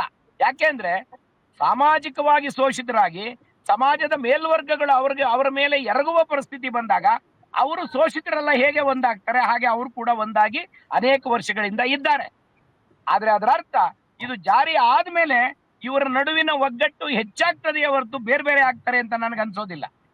ಹಾಗಲ್ಲ, ನಾನು ಹೇಳ್ತಾ ಇರೋದು ಅಂಬೇಡ್ಕರ್ ಅವರ ನಿಲುವಿನಲ್ಲಿ, ಅಂಬೇಡ್ಕರ್ ಅವರ ಬರಹಗಳನ್ನ ನಾವು ಓದಿದ್ರೆ ಈ ಸಾಮಾಜಿಕ ಪರಿವರ್ತನೆ, ದಲಿತರ ಒಳಗಿನ ಈ ಸಾಮಾಜಿಕ ಪರಿವರ್ತನೆ ಕೂಡ ಅವ್ರದ್ದೊಂದು ಆಶೆ ಆಗಿತ್ತು. ಹೌದು, ನೀವು ಬೇರೆ ಜಾತಿಯವರು ಜಾತಿ ಇದನ್ನ ಪಾಲಿಸ್ತಾರೆ, ಜಾತಿ ಪದ್ಧತಿಯನ್ನ ಪಾಲಿಸ್ತಾರೆ ಅಂತ ಹೇಳ್ಬಿಟ್ಟು ದಲಿತರ ಒಳಗಡೆ ಕೂಡ ಈ ಶ್ರೇಣೀಕರಣ, ನಾನು ಮೇಲು ನೀನು ಕೆಳಗೆ ಅನ್ನುವಂಥದ್ದು ಇದೆ ಅಂತ ಹೇಳಿ. ಆದ್ರೆ ಇದನ್ನ ಹೋಗಲಾಡಿಸುವಂತ ದಾರಿ ಯಾವುದು? ಈ ರಾಜಕೀಯ ಅಧಿಕಾರ ಇದಕ್ಕೆ ಅಂಬೇಡ್ಕರ್ ಅವರು ಕಂಡುಕೊಂಡ ದಾರಿ ಯಾವ್ದು ಗೊತ್ತಾ ಅನೇಕ್? ಅಂಬೇಡ್ಕರ್ ಅವರು ನಾವೆಲ್ಲರೂ ಬೌದ್ಧ ಧರ್ಮಕ್ಕೆ ಮತಾಂತರ ಆಗುವುದು ಒಂದೇ ದಾರಿ, ಮತ್ತು ನಾವೆಲ್ಲರೂ ಬೌದ್ಧರು ಅಂತ ಭಾವಿಸಿಕೊಂಡು ಪರಸ್ಪರ ಕೊಡುಕೊಳ್ಳುವಿಕೆ, ಹೊಂದಾಣಿಕೆ ಇವೆಲ್ಲ ಮಾಡೋದ್ರ ಮೂಲಕ ನಾವು ಜಾತೀಯತೆಯನ್ನ ಹೋಗಲಾಡಿಸೋದಕ್ಕೆ ಸಾಧ್ಯ ಇದೆ ಅನ್ನೋ ತೀರ್ಮಾನವನ್ನ ಅವತ್ತು ಕೈಗೊಂಡ್ರು. ಅದು ಇನ್ನೂ ಕನಸಾಗಿ ಉಳಿದಿದೆ ಅನ್ನೋದು ನಿಜ. ಆದ್ರೆ ಧಾರ್ಮಿಕವಾಗಿ ಅಂತದ್ದೊಂದು ಪರಿಹಾರವನ್ನ ಅಂಬೇಡ್ಕರ್ ಈ ಜಾತಿ ವ್ಯವಸ್ಥೆಗೆ ಕೊಟ್ಟದ್ದು ಧರ್ಮಾಂತರ ಮತ್ತು ಬೌದ್ಧ ಧರ್ಮಕ್ಕೆ ಮತಾಂತರ. ಇವತ್ತದು ಪೂರ್ಣವಾಗಿ ಜಾರಿಯಾಗಿಲ್ಲ, ಆದ್ರೆ ಸ್ವಲ್ಪ ಮಟ್ಟಿಗೆ ಎಲ್ಲಿ ಜಾರಿಯಾಗಿದೆ ಅಲ್ಲಿ ಜಾತಿಯಿಂದ ಹೊರಬರುವ ಪ್ರಯತ್ನ ಆಗಿದೆ ಅಂತ ಮಾತ್ರ ಹೇಳ್ಬಹುದು. ನವಬೌದ್ಧರದ್ದು ಒಂದು ಅಂದಾಜು ಜನಸಂಖ್ಯೆ ಎಷ್ಟಿದೆ ಈಗ ಭಾರತದಲ್ಲಿ? 1% ಇರ್ಬಹುದೇನೋ, 1-1.5% ಅಥವಾ 2% ಇರ್ಬಹುದು. ದೊಡ್ಡ ಸಂಖ್ಯೆ ಅಲ್ಲ ಅದು. ದೊಡ್ಡ ಸಂಖ್ಯೆ ಖಂಡಿತ ಅಲ್ಲ, ಖಂಡಿತ. ದಾರಿಯನ್ನು ದಲಿತರು ಹುಡ್ಕೊಳ್ತಾರೆ ಅಂತ ಹೇಳಿ ಅನ್ಸೋದು ಇಲ್ಲ, ಅನ್ಸೋದಿಲ್ಲ. ಆಮೇಲೆ ಬೌದ್ಧ ಧರ್ಮಕ್ಕೆ ಮತಾಂತರ ಬರೀ ದಲಿತರು ಮಾತ್ರ ಆಗೋದ್ರಿಂದ ಬದಲಾವಣೆ ಆಗೋದಿಲ್ಲ. ಸಮಾಜದ ಇತರೆ ವರ್ಗಗಳು ಕೂಡ ಬೌದ್ಧ ಧರ್ಮಕ್ಕೆ ಮತಾಂತರ ಆಗಿ ಅವರ ಸಂಖ್ಯೆ ಗಣನೀಯವಾಗಿ ಕಾಣಿಸೋಕ್ ಶುರು ಮಾಡಿದ್ರೆ ಆಗ ಅವರು ರಾಜಕೀಯವಾಗೂ ಪ್ರಬಲರಾಗಬಹುದು ಮತ್ತು ಧಾರ್ಮಿಕವಾಗಿ ಕೂಡ ಪ್ರಬಲರಾಗಬಹುದು. ಎಸ್ ಟೆಲೆಕ್ಸ್, ಏನ್ ಹೇಳ್ತೀರಿ ನೀವು ಇದಕ್ಕೆ ಸಂಬಂಧಿಸಿ ಈ ಪ್ರಶ್ನೆಗೆ? ಸಾಮಾಜಿಕ ತಾರತಮ್ಯ, ಸಾಮಾಜಿಕ ಮೇಲು ಕೀಳು ದಲಿತ ಸಮುದಾಯದ ಒಳಗಡೆ ಕೂಡ ಇರೋದನ್ನ ಹೋಗಲಾಡಿಸೋದಕ್ಕೆ ಸಾಮಾಜಿಕವಾದ ಒಂದು ಇದನ್ನ ಯಾವ ತರ ಇದೇನಾದ್ರೂ ಬಳಕೆ ಆಗುತ್ತೆ? ಇದೇನಾದ್ರೂ ಈಗ ಸರ್ಕಾರ ಇದನ್ನ ಜಾರಿಗೆ ತಂದ್ರೆ ಬಳಕೆ ಆಗುತ್ತೆ ಅದು? ಸರ್, ಈಗ ಸಾಮಾಜಿಕ ದೌರ್ಜನ್ಯದ ವಿಷಯಕ್ಕೆ ಬಂದಾಗ ಒಲೆಮಾದಿಗರಿಬ್ರು ಕೂಡ ಸಮಾನ ಸಂತ್ರಸ್ತರು. ನಮ್ಮ ಹಳ್ಳಿಗಳ ರಚನೆ ಹೇಗಿದೆ ಅನ್ನೋದನ್ನ ನೀವು ಯಾವ್ದಾರ ಹಳ್ಳಿಗೆ ಹೋದ್ರೆ ನಿಮಗೆ ಗೊತ್ತಾಗುತ್ತೆ. ಊರು ಕೇರಿ ಅಂತ ಕರಿತೀವಿ. ಊರು ಅಂದ್ರೆ ಮೇಲ್ಜಾತಿಯವರು ಇರೋದು, ಕೇರಿ ಅಂದ್ರೆ ದಲಿತರು, ಸಂಬಂಧಪಟ್ಟಂತ ದಲಿತರು ಇರೋದು. ಆ ದಲಿತರಲ್ಲಿ ಒಂದು ಶ್ರೇಣೀಕೃತ ವ್ಯವಸ್ಥೆ ಇದೆ. ನಾಯ್ಕರಟ್ಟಿ, ಒಲೆರಟ್ಟಿ, ಮಾದಿಗರಟ್ಟಿ. ಅಂದ್ರೆ ನೀವು ಮುಂಚೆ ಸಿಗೋದು ನಾಯ್ಕರಟ್ಟಿ, ಆಮೇಲೆ ಒಲೆರಟ್ಟಿ, ಕೊನೆಗೆ ಮಾದಿಗರಟ್ಟಿ. ಅಂದ್ರೆ ನೀವು ಅದಕ್ಕೆ ಕಾಲ್ದಾರಿ ಒಳಗೆ ಹೋಗ್ಬೇಕಿತ್ತು. ಇವತ್ತೆಲ್ಲ ಕಾಂಕ್ರೀಟ್ ರೋಡ್, SCP TSP ತಂದ ಮೇಲೆ ಕಾಂಕ್ರೀಟ್ ರೋಡ್ ಆಗಿರೋದ್ರಿಂದ ನಾವು ಸೀದಾ ನಡ್ಕೊಂಡು ಹೋಗ್ಬೋದು. ಅಂದ್ರೆ ದಲಿತ ಸಮುದಾಯಗಳಲ್ಲೂ ಕೂಡ ಒಂದು ಶ್ರೇಣೀಕೃತ ವ್ಯವಸ್ಥೆಯನ್ನ ಈ ಜಾತಿ ವ್ಯವಸ್ಥೆ ನಿರ್ಮಾಣ ಮಾಡಿದೆ. ಅಕ್ಷರಕ್ಕೇನು ಬರೇ ಮೇಲ್ಜಾತಿ ಚತುರ್ವರ್ಣಗಳ ಮಾತ್ರ ಸೀಮಿತ ಆಗಿಲ್ಲ, ದಲಿತರಲ್ಲೂ ಕೂಡ ಆಗಿದೆ. ನೀವು ಕೇಳಿದ ಪ್ರಶ್ನೆಗೆ ನಾವು ಸಾಮಾಜಿಕ ಒಳಗೊಳ್ಳುವಿಕೆ ಹೇಗೆ ಅಂತ ಹೇಳಿದ್ರೆ, ರಾಜಕೀಯ ಕಾರಣಕ್ಕಾಗಿ ನಾವು ಒಟ್ಟಾಗಿ ಒಂದೇ ವೇದಿಕೆಯಲ್ಲಿ ನಿಲ್ಲೋದು ಒಟ್ಟಾರೆ ದಲಿತ ಸಮುದಾಯದ ಹಿತದೃಷ್ಟಿಯಿಂದ ಒಳ್ಳೇದು. ಅದನ್ನ ಹನುಮಂತಯ್ಯ ಸರ್ ಅವರು ತುಂಬಾ ವಿವರವಾಗಿ ಹೇಳಿದ್ರು ಅದನ್ನ. ಈಗ ನೀವ್ ಹೇಳಿದ್ರಿ ಒಂದು ಸಾಂಸ್ಕೃತಿಕವಾಗಿ ಒಳಗೊಳ್ಳೋದು ಹೇಗೆ ಅಂತೇಳಿ, ಮದುವೆ ಮಾಡ್ಕೊಳ್ಳೋದು, ಒಟ್ಟು ತಗೊಳ್ಳೋವಂಥ ಪದ್ಧತಿಗಳು ಈಗ ಹೆಚ್ಚು ವಿದ್ಯಾವಂತರಾಗ್ತಿರೋದ್ರಿಂದ ದಲಿತ ಸಮುದಾಯಗಳಲ್ಲಿ ಆ ತರ ತೀವ್ರತರವಾದಂತ ಅಸ್ಪೃಶ್ಯತೆ ನಮ್ಮೊಳಗೆ ಇಲ್ಲ ಅಂತ ನನಗೇನು ಅನಿಸ್ತಾ ಇದೆ. ಎಜುಕೇಶನ್ ಪಡೆದಿರೋದ್ರಿಂದ ಇಲ್ಲೊಂದು ಇಂಟರ್ ಕ್ಯಾಸ್ಟ್ ಮ್ಯಾರೇಜ್ಗಳು, ಅಂದ್ರೆ ಒಲೆಮಾದಿಗರ ನಡುವೆ ಒಂದು ಕೊಟ್ಟುಕೊಳ್ಳುವಿಕೆಯ ಪದ್ಧತಿ ಆರಂಭ ಆಗಿದೆ. ಅದು ಒಳ್ಳೆ ಬೆಳವಣಿಗೆ. ನೀವು ಉತ್ತರ ಕರ್ನಾಟಕಕ್ಕೆ ಹೋದ್ರೆ ಕಟ್ ಅಂಡ್ ಕ್ಲಿಯರ್ ಆಗಿ ಮಾದಿಗ ಸಮುದಾಯದವರು ಬಲಾಢ್ಯ ಸಂಖ್ಯೆಯಲ್ಲಿದ್ದಾರೆ. ಈ ಕಡೆ ಹೆಣ್ಣು ಕೊಡ್ಬೇಕಾದ್ರೆ ಕೇಳ್ತಾರೆ, ಆಯ್ತಪ್ಪ ನಾವೆಲ್ಲ ಒಂದೇ ಅಂತಕ್ಕಂಥ ಭಾವನೆ ಬಂದಿದೆ. ಒಲೆ ಮಾದಿಗರೆಲ್ಲ ಒಂದೇ ಕಣ್ ನಡ್ರಿ ಅಂತೇಳಿ. ಸೊ ಮೇಲ್ಮಟ್ಟದಲ್ಲೂ ಕೂಡ ರಾಜಕೀಯ ವಲಯದಲ್ಲೂ ಕೂಡ ಅವರೆಲ್ಲ ನಾವೆಲ್ಲ ಒಂದೇ ಕಣ್ರಿ ಅಂತ ಹೇಳ್ತಾ ಇರೋದ್ರಿಂದ ಆ ತರದೊಂದು ಆಶಾದಾಯಕ ಬೆಳವಣಿಗೆ ಕಾಣ್ತಾ ಇದೆ. ನನಗೇನು ಮುಂದಿನ ದಿನಗಳಲ್ಲಿ ಒಲೆ ಮಾದಿಗರಲ್ಲಿ ತುಂಬಾ ಡಿಫ್ರೆನ್ಸ್ ಕಾಣುತ್ತೆ ಅಂತ ಏನು ಅನ್ಕೊಂಡಿಲ್ಲ. ಈಗಲೂ ಕೂಡ ಅದೊಂದು ಸಹಮತವಾಗಿದೆ. ಆಮೇಲೆ ಒಳ ಮೀಸಲಾತಿ ಈ ವಿಚಾರದಲ್ಲಿ ಯಾಕೆ ಇಷ್ಟು ದೊಡ್ಡ ರಾದ್ಧಾಂತ ಆಯ್ತು ಅನ್ನೋದನ್ನ ಒಂದು ಹೇಳೋದನ್ನ ನಾನು ಮಧ್ಯದಲ್ಲಿ ಮರ್ತಿದ್ದೆ. ಇದಿಷ್ಟೇ ವಿಷಯ ಇದ್ದಿದ್ದು. ನಾಗಮೋಹನ್ ದಾಸ್ ಅವರ ಸಮಿತಿ ಡಾಟಾಸ್ ನ ಕಲೆಕ್ಟ್ ಮಾಡುವ ಸಂದರ್ಭದಲ್ಲಿ ಬ್ಯಾಕ್ಲಾಗ್ ಹುದ್ದೆ ಭರ್ತಿ ವಿಚಾರದಲ್ಲಿ ಮಹದೇವಪ್ಪನವರು ಆಡಿದ ಒಂದು ಮಾತು ಇಷ್ಟು ದೊಡ್ಡ ರಾದ್ಧಾಂತವನ್ನು ಸೃಷ್ಟಿಸಿತು ಅಂತ ನನಗೆ ಅನಿಸ್ತಾ ಇದೆ. ಬ್ಯಾಕ್ಲಾಗ್ ಹುದ್ದೆಗಳನ್ನ ನಾವು ಮಾಡಿಯೇ ತೀರ್ತೀವಿ, ವರದಿ ಒಳ ಮೀಸಲಾತಿಗಿಂತ ಮುಂಚೆ ಅಂತ ಹೇಳಿದ್ರಲ್ಲ, ಆ ಮಾತು ಹೋರಾಟಗಾರರನ್ನ ಮತ್ತು ಸಮುದಾಯದವ್ರನ್ನ ಕೆರಳಿಸಿದೆ. ಆ ಕಾರಣಕ್ಕೋಸ್ಕರ ಇಷ್ಟು ರದ್ದಾಂತ ಆಯ್ತು ಅನ್ನೋದು ನನ್ನ ಅಭಿಪ್ರಾಯ. ಅದು ನಿಜನೂ ಕೂಡ. ಈಗ ಅದೇ ಮಹದೇವಪ್ಪನವರು ನಿನ್ನೆ ಮಾತಾಡಿದ ಟೋನ್ ಬೇರೆ ಇದೆ. ಮುಖ್ಯಮಂತ್ರಿಗಳು ಇಮಿಡಿಯೇಟ್ ಅದನ್ನ ಕ್ಲಾರಿಫೈ ಮಾಡಿದ್ದಾರೆ. ಒಳ ಮೀಸಲಾತಿ ಜಾರಿ ಆದ್ಮೇಲೆ ಅಲ್ಲಿವರೆಗೂ ಯಾವುದನ್ನು ಮಾಡಲ್ಲ ಅಂತ ಹೇಳಿ ತಡೆ ಹಿಡಿದಿದ್ರಿಂದ ಈ ಚಳುವಳಿ ಇಷ್ಟು ಚರ್ಚೆಗೆ ಕಾರಣ ಆಯ್ತು ಅಂತ ನಾನು ಅಂದ್ಕೊಳ್ತೀನಿ. ಎಸ್, ಇದು ಬಹಳ ಉಪಯುಕ್ತ ಚರ್ಚೆ ಅಂತ ಹೇಳಿ ನನಗೆ ಅನಿಸ್ತದೆ ನಮಗೆ. ಯಾಕಂತ ಹೇಳಿದ್ರೆ ಒಂದು ದಲಿತ ಚಳುವಳಿ ಯಾವ ರೀತಿ ಒಂದು ಆರಂಭದಲ್ಲಿ ಒಂದು ಸ್ವರೂಪದಲ್ಲಿ ಆರಂಭ ಆಯಿತು, ಅದು ಇವತ್ತು ಪೂರ್ತಿ ವಿಘಟನೆಯಾಗಿದೆ. ಅದು ಬೇರೆ ಬೇರೆ ಪಂಗಡಗಳಾಗಿ ಬೇರೆ ಇನ್ನೊಂದು ರೀತಿಯಲ್ಲೆಲ್ಲ ಇದಾಗಿದೆ.